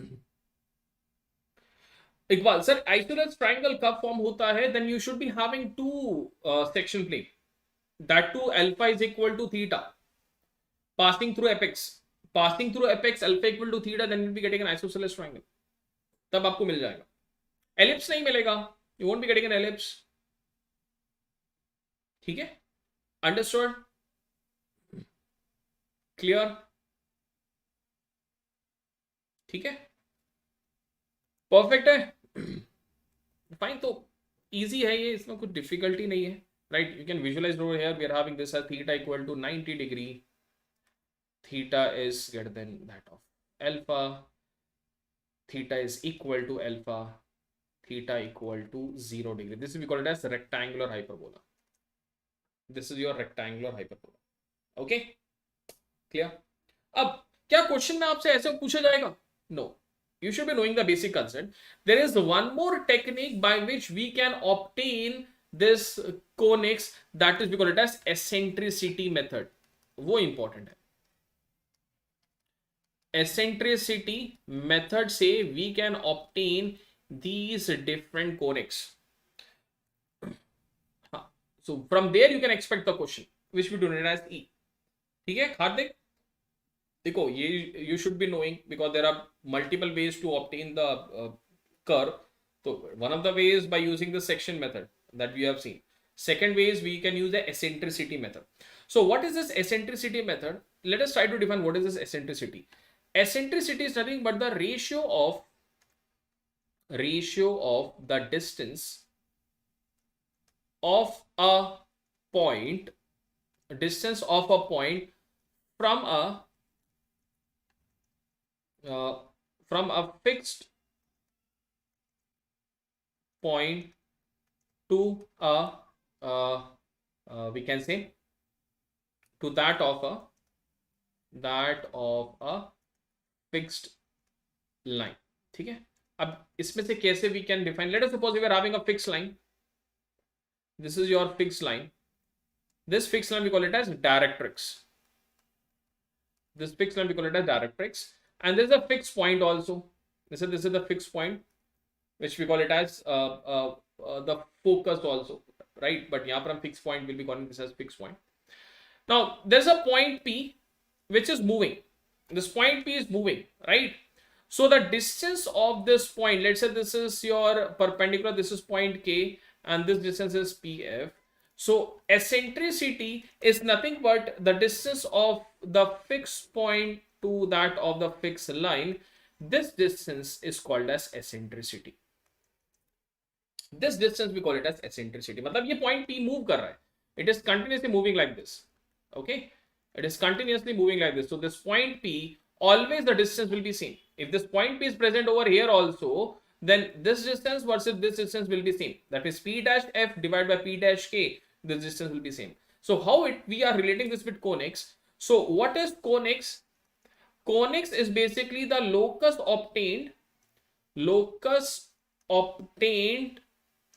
by this point P. The locus obtained by this point P, जो ये आपको curve मिल रहा है, this curve we call it as conics. है ना? This curve we call it as conics. So it is the locus of a point moving on a plane, okay, moving on a plane such that its eccentricity is constant. ठीक है? It is a locus of a point. We can say it is the locus of a point moving along a plane having constant eccentricity, that is we call it as conics. अब यहाँ पे हम कैसे define करें? Eccentricity we can have infinite values, right? So let us try to understand. If eccentricity E is equal to 0, then you will be obtaining the circle. ठीक है, अगर आपका eccentricity E, what is eccentricity E? That is your PF by PK, है ना? Eccentricity E is equal to PF by PK, right? So this point will be, if this eccentricity E is having a 0 value, then we'll be getting a circle. If eccentricity E is less than 1, that means we'll be getting an ellipse. When eccentricity is exactly equal to 1, we'll be getting a parabola. If eccentricity is greater than 1, then we can get a hyperbola, right? If eccentricity is exactly equal to root 2, we call it as a rectangular hyperbola. And this eccentricity is equal to tending to infinity, then we are getting a straight line. Okay, so eccentricity and locus is different concept. Now eccentricity is different, and we are using this eccentricity concept into conics. And what is this conics? When you are having a locus of a point and that point is having a constant value of eccentricity. Let us suppose here E value is equal to 0.5. Let us suppose अब E equal to 0.5 मतलब E less than 1. E less than 1 matlab we are having ellipse. So if we are having an eccentricity value equal to 0.5, and if you try to find out the locus of that point P, that means at each and every point this PF by PK will be equal to 0.5. This we call it as a ellipse. We call it as an ellipse. Okay? So we are using the concept of eccentricity method to identify the conics. Okay, we are using this eccentricity method to identify the conics. And what is this eccentricity that we have seen over here? Okay, fine. Is this clear? So let us suppose if I talk about circle matlab we are having eccentricity equal to 0. So either we can take PF equal to 0, or can we say PK is tending to infinity? If I say this is your directrix line, this is point P, this is point F. Okay, fine. So if I say this is point K, right? So if I say E is tending to 0, can we say PK is tending to infinity? That means the directrix is at infinity. If the directrix is at infinity, and if you try to obtain the locus of the point, then we'll be getting a circle. That means each and every distance of this point from this point K will be tending to infinity. This will be infinity. Okay, Is this clear? Fine, we are getting a circle. Let us suppose if I talk about ellipse. Ellipse कैसे मिलेगा? Eccentricity less than 1. So let us put this is the directrix. This is directrix. These are two directrix. Let's say this is directrix 1. This is directrix 2. This is your fixed point 1. This is fixed point 2. Right? So if we try to measure, we'll be getting a profile like this. And this is nothing but your ellipse. So if you take, let's say this is point P. Okay, so PF1 by PK1, let's say this is K1. So PF1 divided by PK1 will be less than 1. That means your eccentricity. This is your for ellipse. Yeah, ellipse ke liye. Okay, clear? Any point, if I say this point P is located over here also, तो यहाँ से यहाँ तक का distance and ये वाला distance, definitely this will be less than 1. And that will be equal. Let's suppose this is equal to 0.5. So at each and every point, this eccentricity value will be equal to 0.5. Or let us suppose this is equal to 0.8. So at each and every point, the eccentricity value will be equal to 0.8. ठीक है? Fine. Is this clear? अब इसमें एक speciality है. The speciality is, if I take this point P, ये ellipse के लिए speciality है. Note down this. Very important. Ellipse का एक speciality है. The summation of PF1 plus PF2 is always constant. Is always constant. ठीक है? And that is basically we call it as for ellipse. That means the summation of the point or the locus of a point from the two fixed points PF1 plus PF2 will always be having a constant value. And this is we call it as for ellipse. And if this PF1 minus PF2, if it is having a constant value, right, then that is basically we are using for hyperbola. Hyperbola में the distance of this will be different. तो hyperbola में कैसे बनता है? देखो hyperbola में what is happening? Your E is greater than 1. That is PF by PK is greater than 1. मतलब PF आपका ज्यादा होगा. That means your directrix are much more closer. This is your, let's say, point F1. This is point F2. ठीक है? Fine. This is your directrix. These are the two directrix, D1 and D2. So if I try to plot, we'll be getting a curve like this. We'll be getting a curve like this. Okay, this is your point P. Okay, so this is basically we call it as a hyperbola. Hyperbola में we'll be having this exactly same. This is clear now? So यहाँ से we can easily able to identify by calculating this eccentricity. If E is equal to 0, we'll be getting a circle, ellipse, parabola, hyperbola. Simply statement based question was seen in the 2018, I think 18 or 19 में question पूछा था from this eccentricity, right? Okay, so you should be knowing how you can get what is the meaning of this word. So they won't be asking you what is the eccentricity. They'll be simply asking you if the ratio of the distance of a point from a fixed point to that of the fixed line is equal to unity, then which of the profile you will be getting? They are saying that the ratio of the distance of a point from the fixed point to that of the fixed line is equal to unity. So that means they are saying when E equal to 1, we are getting a parabola. Is this clear? We are getting a parabola. So by this perspective, now you can obtain any of the line. ठीक है? Clear है? क्योंकि अगर ये clear है, then only will be going for the rolets. ठीक है? Rolets पे जाएंगे. After rolets, we'll be seeing कि कितना time बचा है. Then only will be proceeding with the next segments.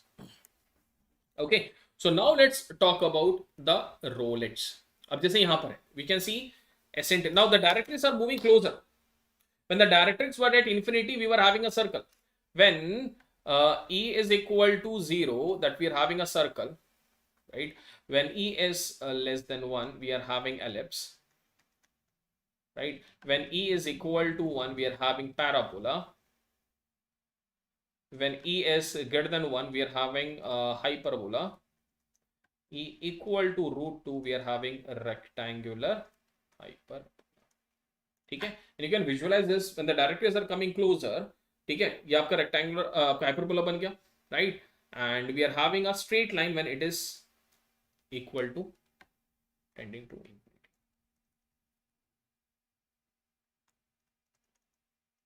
Clear? And what is E? Is equal to pk by pf by pk. This is directrix, this is your fixed point, right? This is point P and this is your distance. Okay? Eccentricity statement based question you can definitely expect in your examination. It's bilkul possible hai. Right? Instead of giving you the direct value of eccentricity, they'll be asking you in form of statement base. So wahan se you can now answer to this problem very easily. Clear? Chalo. So now let's talk about rolets. Now, what is a rolet? Rolet is basically when you are getting a curve when another curve is rolling without slipping.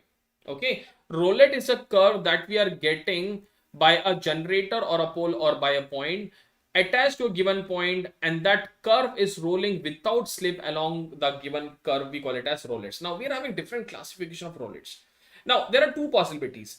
When the radius is tending to infinity and when the radius is not tending to infinity. If the radius is tending to infinity, can you tell me which kind of profile you will be getting? Agar koi curve ka radius is tending to infinity, then can you tell me which kind of profile you will be getting?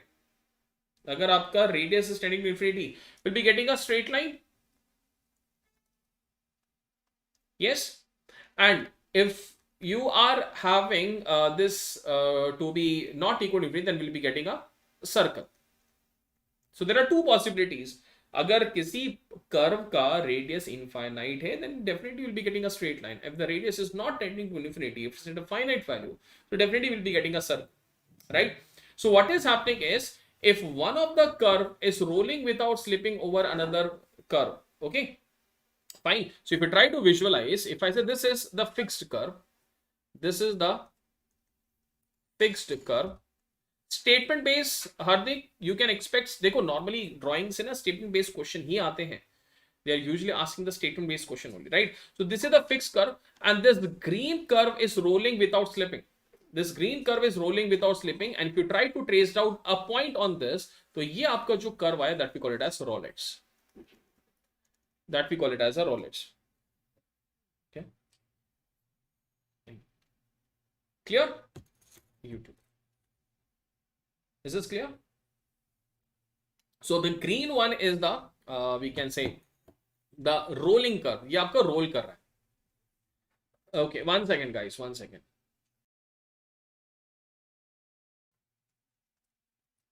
Right? Okay. So यहाँ पे we can have two possibilities. Let us suppose if we are having two curves. Let us suppose this is one of the curve, right, whose r is tending to infinity, right, and there is one more curve like this, and let us suppose there is a point on this curve, right, there's a point on this curve.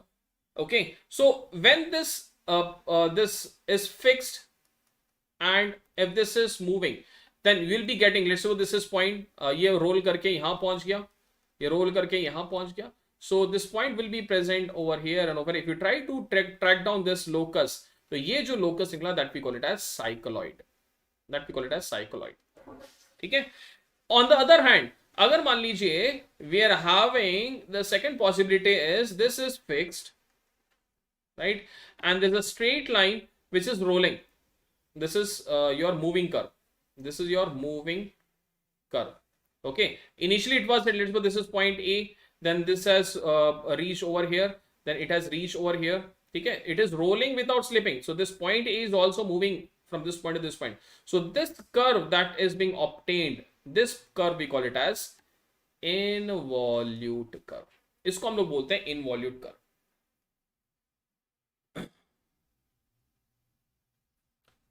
Okay, yes, clear. अब यहाँ पे questions कैसे आते हैं? Question you can expect is, apart from this, there are many possibilities. Apart from this, there are many possibilities, right? So now, so if I say there is one curve, ये आपका एक बड़ा circle है, which called it as cap. Normally the capital letter I'm using for the fixed, and the small letter I'm using for the moving curve. Okay, small letters is basically for the moving curve. Okay, so let us suppose this is a fixed curve and इसके ऊपर the circle is rolling without slip. ठीक है, rolling without slip. This is point P, it is rolling. So which kind of profile you will be getting? So this kind of profile, when the body, when the curve is rolling above the curve, then we call it as your, yes, epicycloidal curve. Okay, epicycloidal curve. On the other hand, if I say there's a fixed curve and there's a moving curve and it is rolling inside this point P, आपका point P है, ये आपका point P है, which locus we have to trace down. तो ये fixed है, this one is the capital R that is being fixed. ठीक है, this is being fixed, this is moving. So when you trace down this profile, then here we'll be getting a hypocycloidal curve. ठीक है, जब fix curve के अंदर when curve is rotating we call it as hypo, when fix curve के ऊपर we are having this kind of situation we call it as epicycloidal. So can we have involute में something like this? क्या involute में, और we won't be having like this, है ना? Involute में तो ऐसा पॉसिबल ही नहीं है, ये तो throughout will be having same possibility, but in cycloidal we can have two possibilities like this. अगर ये कर्व इसके ऊपर रोटेट करे and the same if it is rotating over to this. But tell me one thing, the kind of curve that will be getting in this and this will be same or different. अगर मेरे पास this is a fixed line, ठीक है, और fixed line के ऊपर a circle is rolling without slip and fixed line के नीचे a circle is rolling without slip, in both case this P point will be having one profile like this. ठीक है, क्योंकि ऐसे करके rotate करेगा. This P point will be reaching over here, then here. If you try to join, you'll be getting a locus. Here also, when this roller is rolling, so इसमें भी what will be happening? Will be having the same curve. इसी कारण सिर्फ cycloid में we are not having hypo और epi. ठीक है, सिर्फ cycloid में we are not having hypo और epi. But yes, if this straight fixed line is changed to a curve, change to a curve, ठीक है, then we are having epi and hypo, clear? इसमें भी if you see here what is happening, इसमें भी ऊपर और नीचे rotate कर रहा है, but here the fix is having the radius is tending to infinity, so here we are not having epi or hypo, we simply call it as cycloid. Okay, but here because the radius is not tending to infinity, capital R is not tending to infinity, so that simply means we'll be having epi and hypocycloid. Clear? Correct, Arpit, very good. अब एक और possibility है, can we have this point P outside this curve? If this point P is outside this curve, we call it as trochoids. Okay, that means if I say this is the straight line, okay, and this is the curve that we are having which is rolling, okay, fine. So if this point P is outside this curve, let's say this is point P, so if CP is greater than small r, then here we'll be getting what? We'll be getting superior trochoid.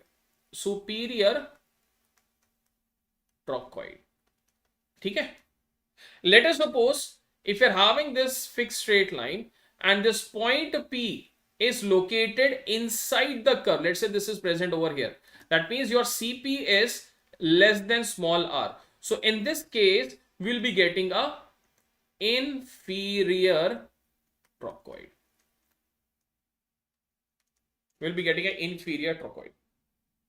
ठीक है, clear? मतलब point P का जो location है it is inside the curve. अगर ये curve के ऊपर होता on the curve, then that will be called as a cycloid. But this point whose locus we are tracing out, if it is not present on the curve, if it is present outside the curve, then we'll be getting superior trochoid. If it is present on inside the curve, we'll be getting an inferior trochoid. ठीक है? Is this clear? So trochoid will be present only if the point is not present on the curve, right? Okay, so if I ask you one very easy question, you guys will be telling me, right? अच्छा, इसी में ही अगर एक और point लें, we are having this as the fixed curve, and this is your moving curve. This is the fixed one, and this is the moving one. This is center, and this is point P inside the curve. So tell me, what kind of profile you will be getting? क्या ये cycloid है? Is it cycloid or trochoid or involute? Do we get a trochoid, do we get a cycloid, or do we get a involute?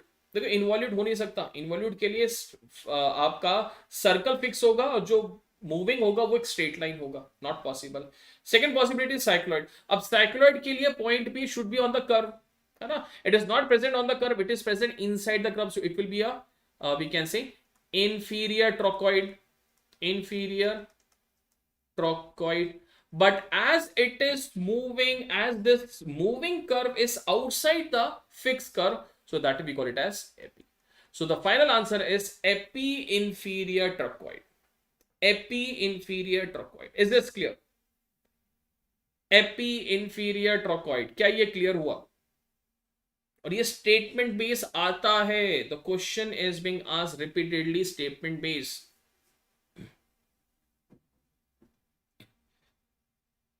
Okay fine.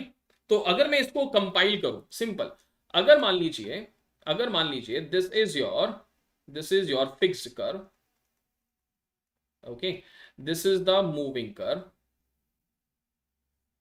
And point P is on the curve. So tell me, what do we get, trochoid और cycloid? पहला question, what do we get, trochoid और cycloid? The point is located on the moving curve, तो trochoid मिलेगा, cycloid मिलेगा. Sir it will be a cycloid. ठीक है. As this curve is outside the fix curve, do we have hypo और do we have epi? Tell me, क्या hypo होगा या epi होगा? सिंपल सा question. It will be, very good, it will be epi. सो ये आपका क्या है? This is epicycloid. That's it, answer done. This is epicycloid. अगर यही चीज, if I say this is the fixed curve and the moving curve is inside and point is located on the curve, ठीक है, fine. So क्योंकि this is rolling over the curve, so this will be a cycloid. But क्योंकि आपका point P अंदर curve के ऊपर है, that we are having a cycloid, but this curve is rolling inside the curve, so that will be hypo. So final answer is hypocycloid. Clear? ठीक है. तो shall we take some questions on this? Shall we take some question on this? देखिए, चलिए बताइए. The first curve that you are seeing is which one? चलिए बताइए. The first curve, this one. This is the point P and this is rolling, right? So we are tracing out this point. So which kind of curve, this curve, which kind of curve we are getting over here? Is it a trochoid or cycloid? Is it a trochoid or cycloid?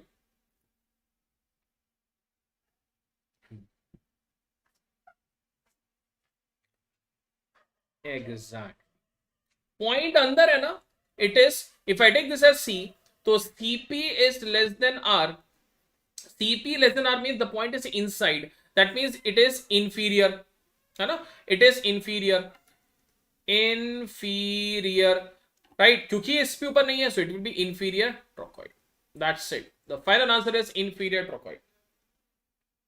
Inferior trochoid. Okay? Clear?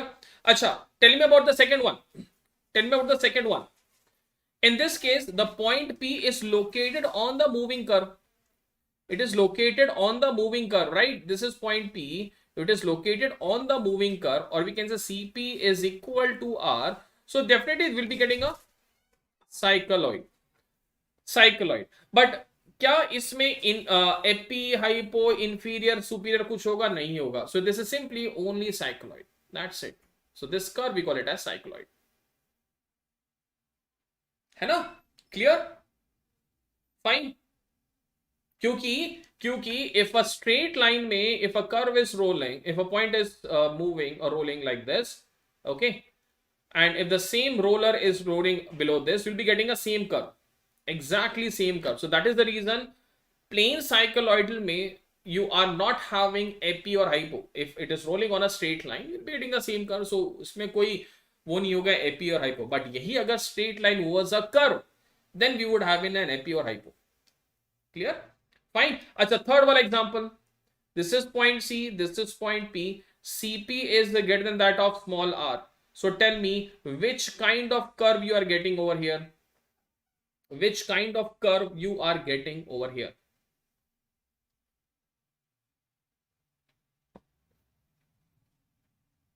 Definitely a trochoid. Definitely a trochoid. Now, trochoid तो अकेला नहीं होगा. Either it will be inferior or superior. Trochoid तो अकेला नहीं होगा. It will be either inferior or superior. As CP, as point P is placed outside the moving curve. So this will be a superior trochoid. ठीक है?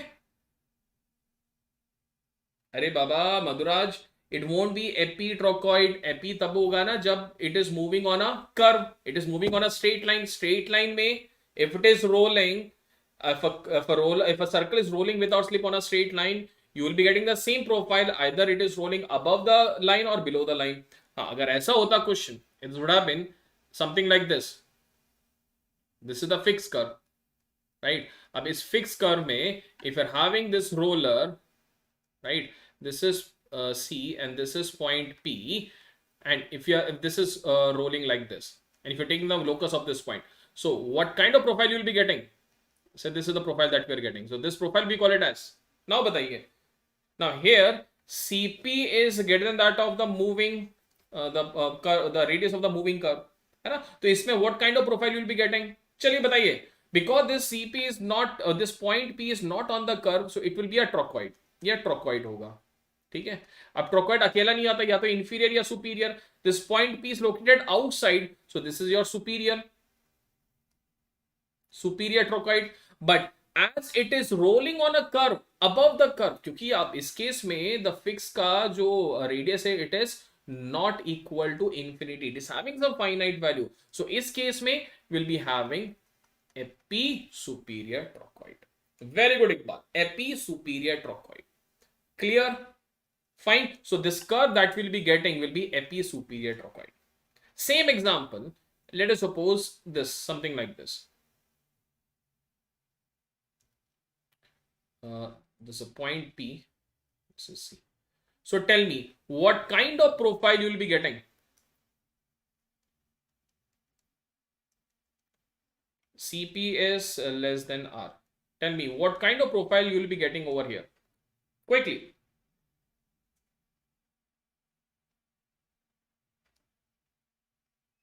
Hypo inferior trochoid. Very good. Very good. क्योंकि the point P is not present on the curve, it will be a trochoid. ठीक है? As it is moving below the curve, that is hypo.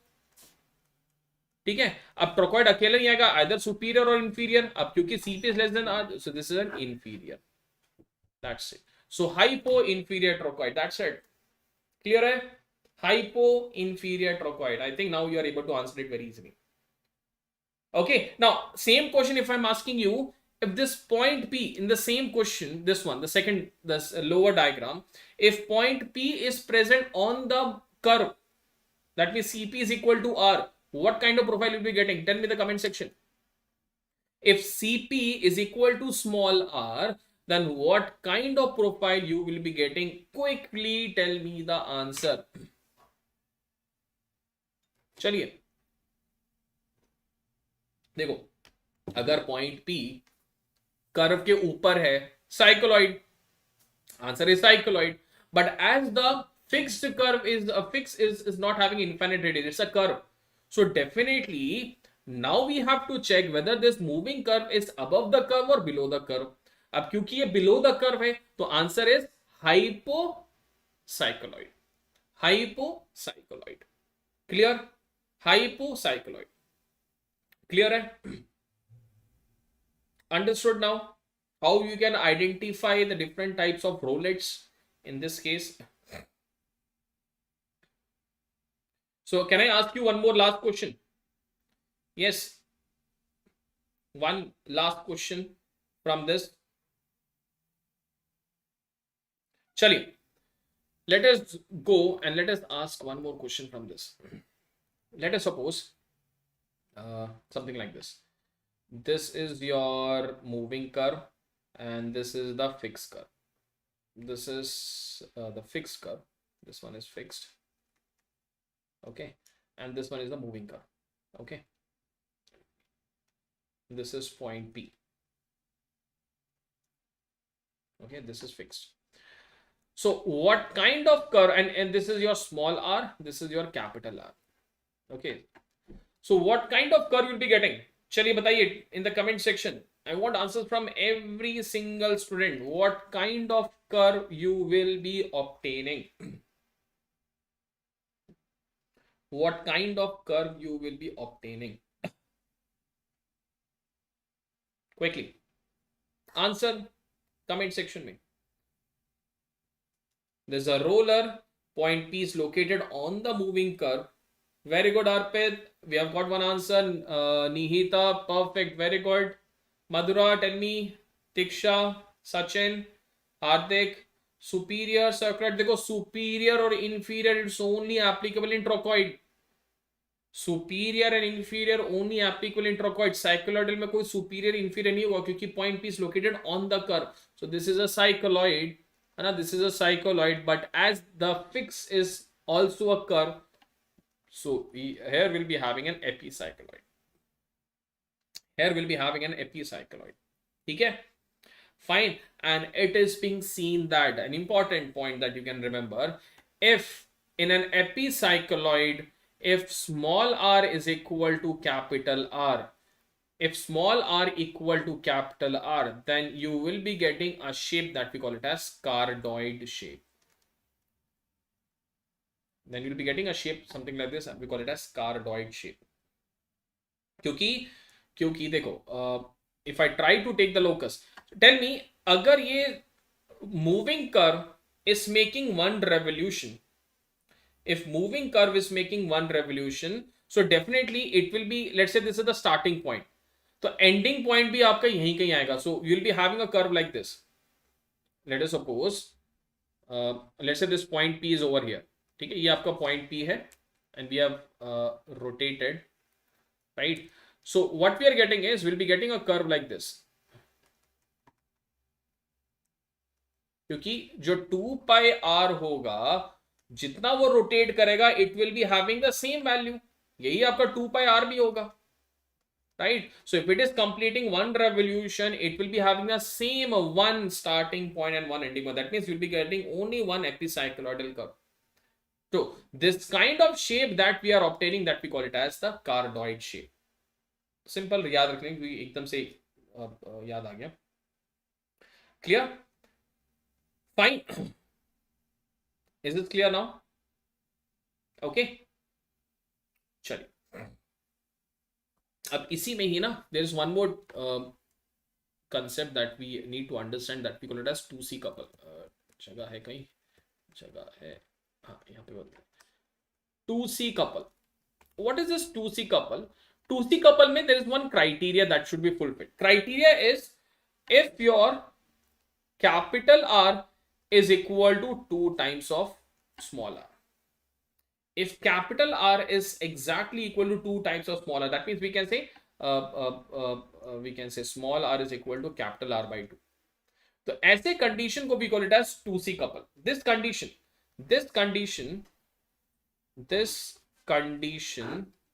we call it as 2C couple. मतलब your capital R मतलब we are having the fixed curve.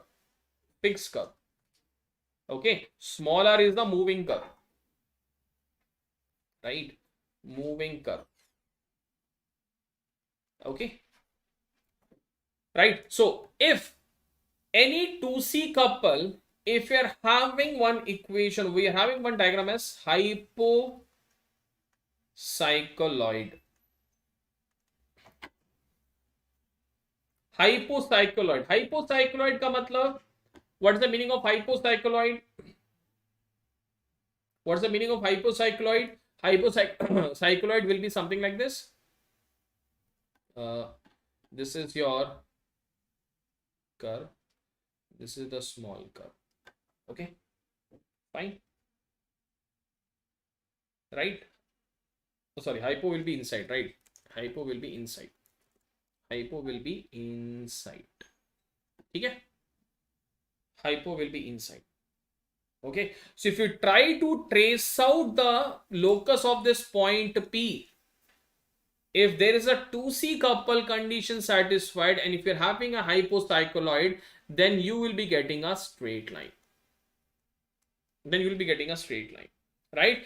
And if you're having a hypotrochoid, if you're having a hypotrochoid, in that case you'll be getting an ellipse.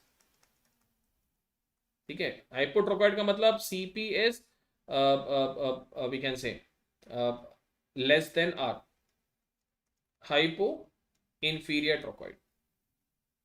ठीक है, it is being seen that if a 2C couple is having an hypo inferior trochoid, you'll be getting an ellipse, and if in a 2C couple, if hypocycloid is present, then we'll be getting a straight line.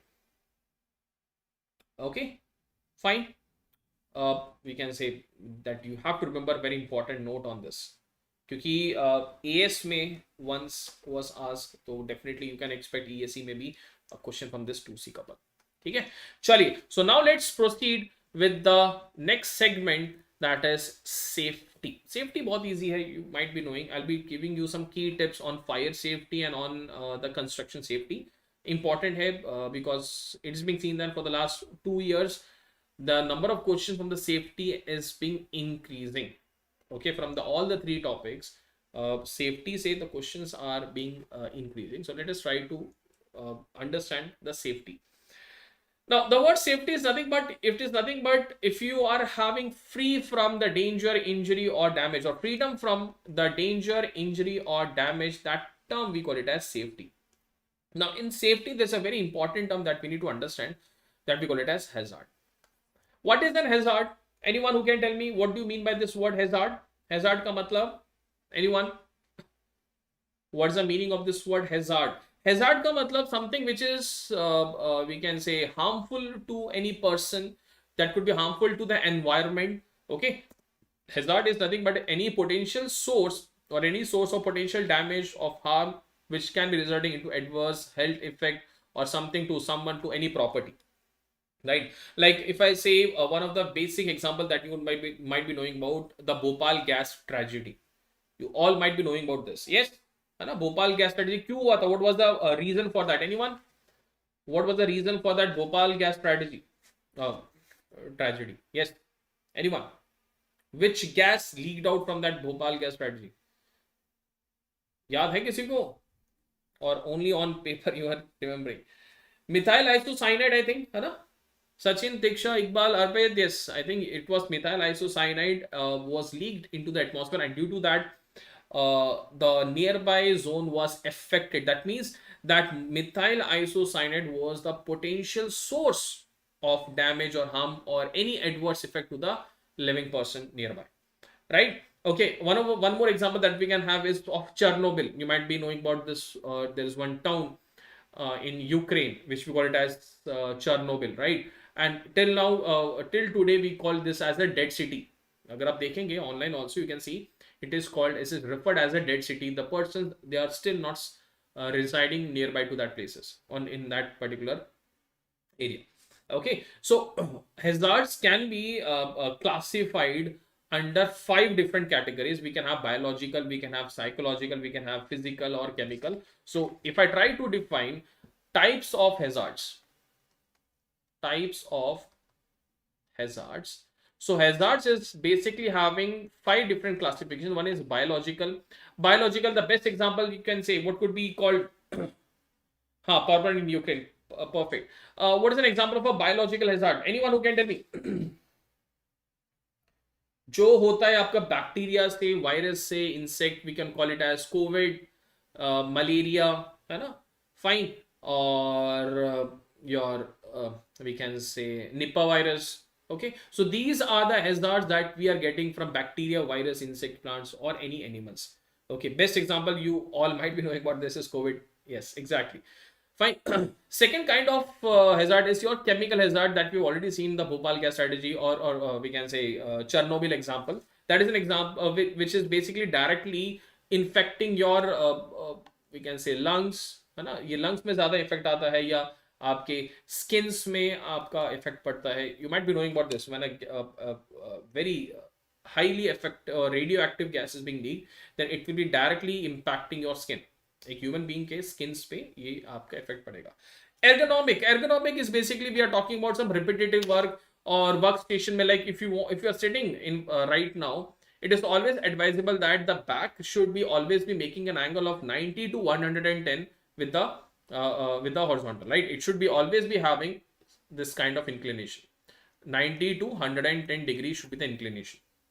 Okay, you might be seeing that some chairs, ergonomic chairs, is costing near amount 15 to 20,000. You might have seen this kind of price ranges, because that kind of chair is very safe for any person. Because if you're not having ergonomic correct chair, if you're sitting for a longer duration, you can have many problems. You can have the problem in the back, you can have the problem in your we can say in your neck also. ठीक है, neck में भी हो सकता है, colon cancer तक भी होता है. It is being proved that if you're not having an appropriate chair, you can have colon cancer also. You can have back में भी प्रॉब्लम हो सकता है, नेक में प्रॉब्लम होता है, शोल्डर्स में इफेक्ट होता है. So we can have different kind of problems. So if you're not sitting, like if you're having the laptop or desktop, it should always advisable that it should be having at the same level, right? It should not be at the top, or it should not be at the bottom. Okay, that is also being seen. That next is physical hazard. Physical hazard में just we can say due to some noise, है ना, due to some if you're doing some repetitive work, जैसे you might have seen that when a person is जैसे roads में ना अगर आपको drill करना होता है, there's a machine, they always wear headphones. It's not basically headphone, it is basically a safety equipment. Okay, they are wearing the gloves which is absorbing the vibration. So all this particular hazard we call it as is coming under the physical hazard. And the last one we call it as psychosocial hazard, which is basically your stress, violence, like office may if employee is being any mental related problem is happening, so that is coming under the psychosocial hazard. Ergonomic, one more time. Ergonomic is basically if you are not having proper workstation matlab, let us suppose my studio is my workstation, so I should be having an appropriate height of the table, I should be having an appropriate distance from the screen, I should be having a proper ergonomic chair, right? If you're sitting for long hours, let's suppose you're sitting for continuous 8 hours or 10 hours, so definitely you should be having an ergonomic chair. Ergonomic chair matlab you should be having a proper inclination. You might have seen that some chairs are having inclination something like this. Let's suppose अगर ये आपका chair है, ठीक है, और if the chair is something like this, it is quite very uncomfortable. You cannot sit for prolonged duration. अगर आपका inclination ज़्यादा है, right? If a chair is having a large inclination, you cannot sit for a longer duration. Fine, you can have problems on the back also. So it always advisable you should be having the angle between 90 to 110 degree as appropriate angle. So where we are studying this is basically a potential damage to your organs, right? So that we call as the ergonomic, hazard. Okay, let us suppose you are working in a production plant and you are having some repeated movement that you have to pick a body, you have to pick a object, and you have to keep it. So if you are for the entire 8 hours of shift you are doing this, then definitely you will be having some problems with your some body part, right? अगर आप एक ही चीज बार-बार एक ही चीज करते रहेंगे for the 5 years if you are doing this particular work, so definitely you will be having some problems. So it is always be advisable if you are doing some repetitive works, you should be having frequent breaks in that. ठीक है, तो ये सब कहाँ से पता चला? This is basically we are getting from the knowledge of the ergonomic hazard. Is this clear? Fine. अब ये सब hazards को control करने के लिए there should be a governmental body, है ना? There should be a body. So we are having OHS, which you call it as Occupational Health and Safety. ठीक है, Occupation Health and Safety. This is basically covering the multiple field. That means safety also, health and welfare of the people at the workplace. ठीक है, और इसको कौन govern करता है? It is being govern by two bodies which is your WHO and ILO. ILO basically means you call it International Labor Organization. Okay, ILO represents international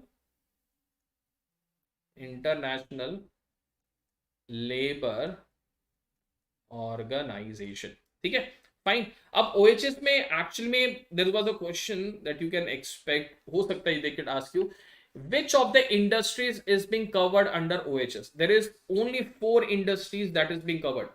इसके अलावा if any industry is following OHS, it's well and good. They are not compelled to follow. So the industry that must be following the OHS, that is occupation health and safety. The first one is your manufacturing unit or manufacturing industry. ठीक है, we could have mining industry. We can have the ports, okay, and the fourth one is construction. So these are the 4 field where OHS is mandatory. If any firm it is lying in any one of the category, their OHS is mandatory. ये आपका mandatory होता है, आपको follow करना है. If you are not following this, then definitely the government will impose heavy sanctions. They could impose heavy penalties which that company has to pay. ठीक है, fine. इसके अलावा if there is any other industry, it is not a compulsory, it is not a mandatory. If that industry is opting for OHS, well and good. If not opting, that is also good. Okay, fine. But manufacturing industries, mining, ports and construction, these are the 4 sectors where OHS is mandatory to we can say follow, right? Now in India, if I say this OHS, we are having 2 major institutes. One is your Labor Institute, whose head office is set up in Mumbai and whose regional offices Calcutta, Kanpur and Chennai. And important है, this Labor Institute is governed under the Ministry of Labor. किस body के under आता है? It is being controlled under the Ministry of Labor. There are 2 institutes where we are having OHS, right? The second one is National we can say Institute of Occupational Health, which is having a central headquarter in Ahmedabad, regional office in Calcutta and Bangalore, and this is being governed by ICMR. You might be knowing about this ICMR. जब Covid का vaccination जो Covid का vaccination बन रहा था, then ICMR was playing a vital role. ठीक है, fine. I think Indian Council of Medical Research, if I remember the full form of this, ICMR, Indian Council of Medical Research, which is basically a governmental body, and that is being we can say governing this National Institute of Occupational and Health. Okay, is this clear? Understood? Fine. OHS institutes that ये आपको पता रहना चाहिए. Might be you can get some database questions. तो कौन-कौन से institutes OHS institutions हैं India में? We are having Labor Institute, we are having National Institute of Occupational Health, which is coming under which ministry? Ministry of Health, ICMR. Labor Institute, it is coming under the Ministry of Labor, that you should be knowing. Central region office is not mandatory याद करने के लिए, but अगर याद होता है ठीक है, well enough. If not, you should be knowing about this. Next you can have is the safety in construction and safety in your fire. Now what is fire safety? Fire is basically classified under 6 categories. We're having class A fire, B, C, D, E, F, and individual fires is having some specific symbols also and specific type. If the fire is basically due to wood, paper, fabric, plastic, or kind of trash, that could be your dry leaves also, right? So that is the type of fire that we are getting. We call it as class A type of fire, right? Second is when we are getting the fire being generated due to some flammable liquids like gasoline, okay, or any oil. So this is basically we call it as class B type fire. Class C का मतलब where we are having burning due to the gases, just like we can say natural gas, right, which is basically due to some flammable gases की वजह से if you are having some fire being occurred, so that kind of fire we call it as class C fire.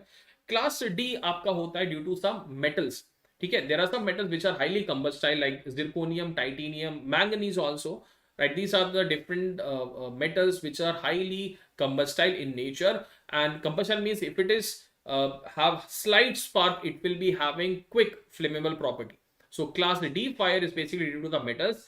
Class E is basically due to the electrical equipment. जैसे आपका short circuit होता है ना, when you are having a short circuit, so fire being generated, that is basically coming under the class E type of fire. The last one is class F, that we are having under the cooking oil, जो आपके kitchens में या household में due to some regular oils, if we are having some fire, then we are having class F. So हर एक fire का why we need to know which kind of fire we are having, which class of fire, because different fires there are different extinguisher we have to use. Let us take an example. B A B C D नहीं F ही होता है, A B C D E F है ना, 6 type का होता है, right है ना, there are 6 type. And there is one more important why we need to study. Let us suppose we are having a class E fire. We are having a class E fire. हो सकता है C होगा current के लिए, but it's not appropriate. एक standard मैंने I have taken from ISO website, so this is a standard thing. ठीक है. Okay, if I talk about class E fire, can we use water as a extinguisher? Let us suppose if we're having a class E fire, can we use water to extinguish that fire? Yes or no? A big no. अब E किसके वजह से हो रहा है? Electrical equipment की वजह से. अब इलेक्ट्रिकल इक्विपमेंट में if you're using water as a extinguishing element, so it will not decrease, it will enhance. It will enhance the fire, right? It will be enhancing the potential hazard. Okay, so it's very important which class of fire and which extinguisher type you have to see. So let us see what kind of fire and what kind of extinguish that we have to use. Let us suppose I'm having class A type. Class A मतलब we are having the trash, the paper, plastic के वजह से जो fire होता है. There we can go for water, foam, dry powder and wet chemical. ठीक है. Fine. If I talk about flammable liquid, that is class B, we should not be using water. Instead, we used to use foam, dry powder, CO2. Right. You might have seen that near about to some petrol pump. Okay. There might be जैसे ना वो बाल्टी red colour के buckets होते हैं. If you might have observed that there is red buckets, like specifically in your near transformers or some electrical big substation, we are having red color buckets, which is written as fire करके लिखा होता है ना. Inside this, what is that? That is nothing but we can say sand. वो sand भरा होता है. Okay, or we can say some dry powder. So that dry powder is basically used where we can use in flammable liquids also, we can use in flammable gases also, we can use in flammable metals also, we can use in electrical equipment also. You might have observed this, है ना. जैसे आपने देखा होगा red colour का bucket, you might have seen something like this. इसमें it is written as fire, right? Near about to a petrol pump also it is available. Near about to some transformers or some substations, 4 to 5 buckets will be, and inside this bucket it will be basically a dry powder. Basically we call it as sand. ठीक है, वही आपका sand ही है जो we are talking about. Fine. Is this clear? If I talk about flammable gases, we are only using dry powder. ठीक है, we are only using dry powder because there is a reason for this. Because gases are highly combustible, or we can say it is having a very nature to expand its property. So it's very obvious that we should be using dry sand or dry powder in order to cut off the supply of oxygen. क्योंकि उससे क्या होगा, जैसे अगर आपका with the atmosphere आपका air का cut off हो जाएगा, then you won't be having oxygen for combustion, so definitely won't be having the propagation of gases or flame won't be there. ठीक है, इसलिए we are always preferring dry powder. This is the commonly used extinguisher type in almost every type of fire. ठीक है, except in the last one, that is cooking oil. उसके अलावा everywhere we are using this dry powder. Very very important. ये आपको बहुत important point है. ठीक है. Fine. If I talk about electrical equipment, you might have observed that dry powder and CO2 both we are using in case of electric equipment, but normally we are using dry powder majority of the time. Majority of the time we are using dry powder to extinguish the electrical fire. The last one is cooking oil, which is basically very very rare. We are using wet chemicals. Okay. Fine. We are using wet chemicals in if let us suppose if we are having some fire due to some olive, मतलब कोई भी cooking oil की वजह से, so it won't be having that kind of intensity, but yes, we should be able to extinguish by using some wet chemical. ठीक है. Fine. So these are some types of fire and their extinguish type that should be knowing. And next very important a question you can expect, क्योंकि अभी तक पूछा नहीं है, the difference between excavation and trench. All civil engineers, now you can help me out in this. What is the difference between an excavation and a trench. Anyone? You might, if you're not a civil engineer, you might be knowing excavation is nothing but if I want to construct a building, it's not like this, and on the ground you'll be making a foundation. You try to dig it, है ना, उस digging of removal of that soil, we call it as excavation. अब excavation आपने देखा होगा, we always follows 1:2 ratio. That means if the height is 5, we always have this as 10, right? Why this? Because let us suppose if you're having 5:5, ये भी 5 और ये भी 5 है. If you are working over here, if there is any problem of collapse of the sand, so definitely this person will be trapped inside the mud, and it's very difficult. So we always prefer during excavation, the ratio should always be 1:2. That means this is 5, this is 10. Okay. हाँ, depth versus variation exactly. अब trench में क्या होता है, there also we are having 2:1 but the depth is more. Sir अगर depth more है तो यहाँ पे कैसे हम लोग सेव करेंगे पर्सन को? There is high possibility of this problem, right? So इसमें क्या होता है, we are trying to use this supports. ठीक है, this is basically the example of a trench. इसमें what we are doing is we are having this side plates and in between we are having some we can say support system which is trying to hold these plates, and normally trenching is being used whenever we are going for the pipeline construction or pipeline installing of the pipes. If you can see there is a pipe over here, है ना, ये आपका pipe है. So if you want to weld two different pipes, you have to work on the deep down. तो इस case में अगर ये आपका ट्रेंच है, so if it is having a height of 10, this should be having a height of 5, and we should be using something like this, ताकि अगर soil collapse भी होता है, right, it will be having the plates which will be supporting this. Okay fine, is this clear? Every civil engineers might be knowing about this, other students might not be knowing, but ये आप कुछ points हैं जो आपको पता रहना चाहिए, because it is a commonly used terminologies in the construction industries. Okay fine, is this clear? Now the next one is scaffolding. आपने देखा होगा whenever a person is working, okay, we used to have some platform being built. It's not like this, a crane में person will be tied up and will be using a crane to do some activity. They are always using some platforms, and that platform we call it as this being basically made from using this scaffolding. ठीक है, scaffolding क्या होता है, आपने देखा होगा blue colour का platform, and it is be connected like this, है ना, ये आपका ऐसे कनेक्शन होगा, and will be having a platform over here, and everything will be connected, and will be having easy access. And always we try to use the PPE. What is PP? Protection, we can say personal protection equipment. We call it as personal protection equipment being used, where we used to have helmets, we used to have the safety belt. ये आपका safety belt होता है, and always if there's a person who is working at some height, he is always being tied up with some with a rope. ठीक है, fine, which is fixed, right? अगर मान लीजिए if this is being crashed down, this person will be hanging on the support of this safety belt, or we can say we call it as lifeline belt. हाँ बिल्कुल सही है ना. आपने देखा होगा जहां पर भी कंस्ट्रक्शन होता है, they are using some multiple platforms. वो temporary होता है ना, and based on that you can increase or decrease according to the connection, and that we call it as scaffolding. और scaffolding में सबसे ज्यादा accident देखे जाते हैं.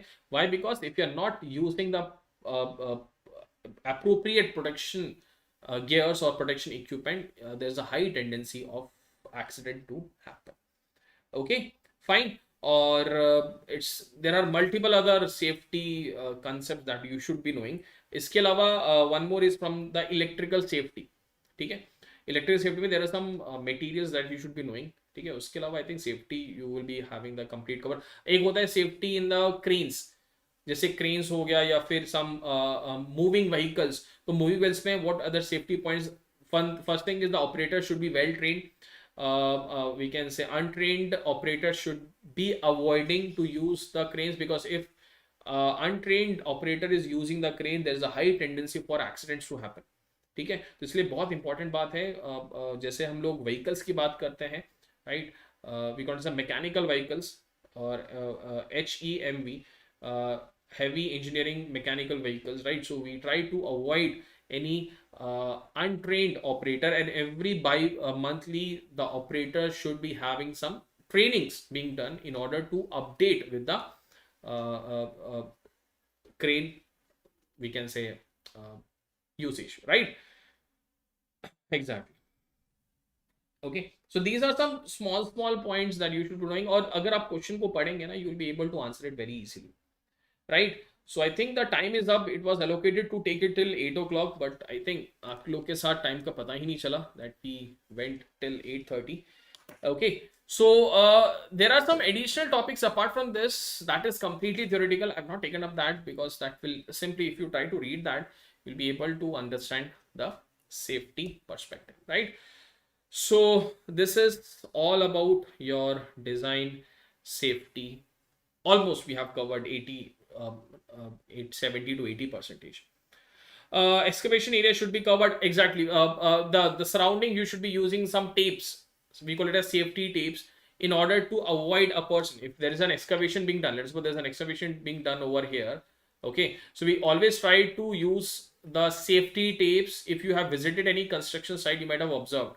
तो यहाँ पे safety tapes रखते हैं so that a person is, if a person is not knowing about this excavated area, he or she should be alerted by using this, by looking at this tapes. Okay, I'll be sharing this PDF on my Telegram channel, that is mechanical by Sooraj, right?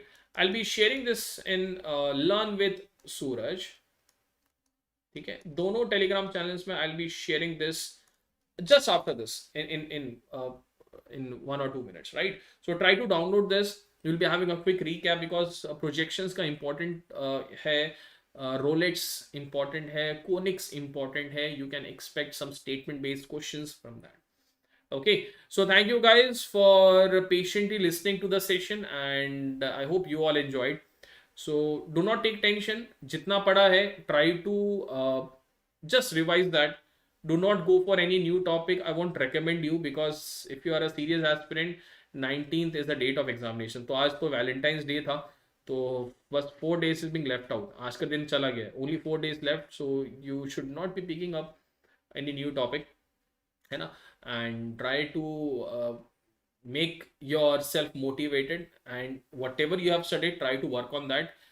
देखो 60% चाहिए, minimum 60% चाहिए. That is more than sufficient to get to the next level. So that is more than sufficient. Okay, so thank you guys for patiently listening. Thank you guys, thank you, and stay connected with BYJU'S exam prep. Thank you guys, bye bye, take care, stay safe, good night, bye bye.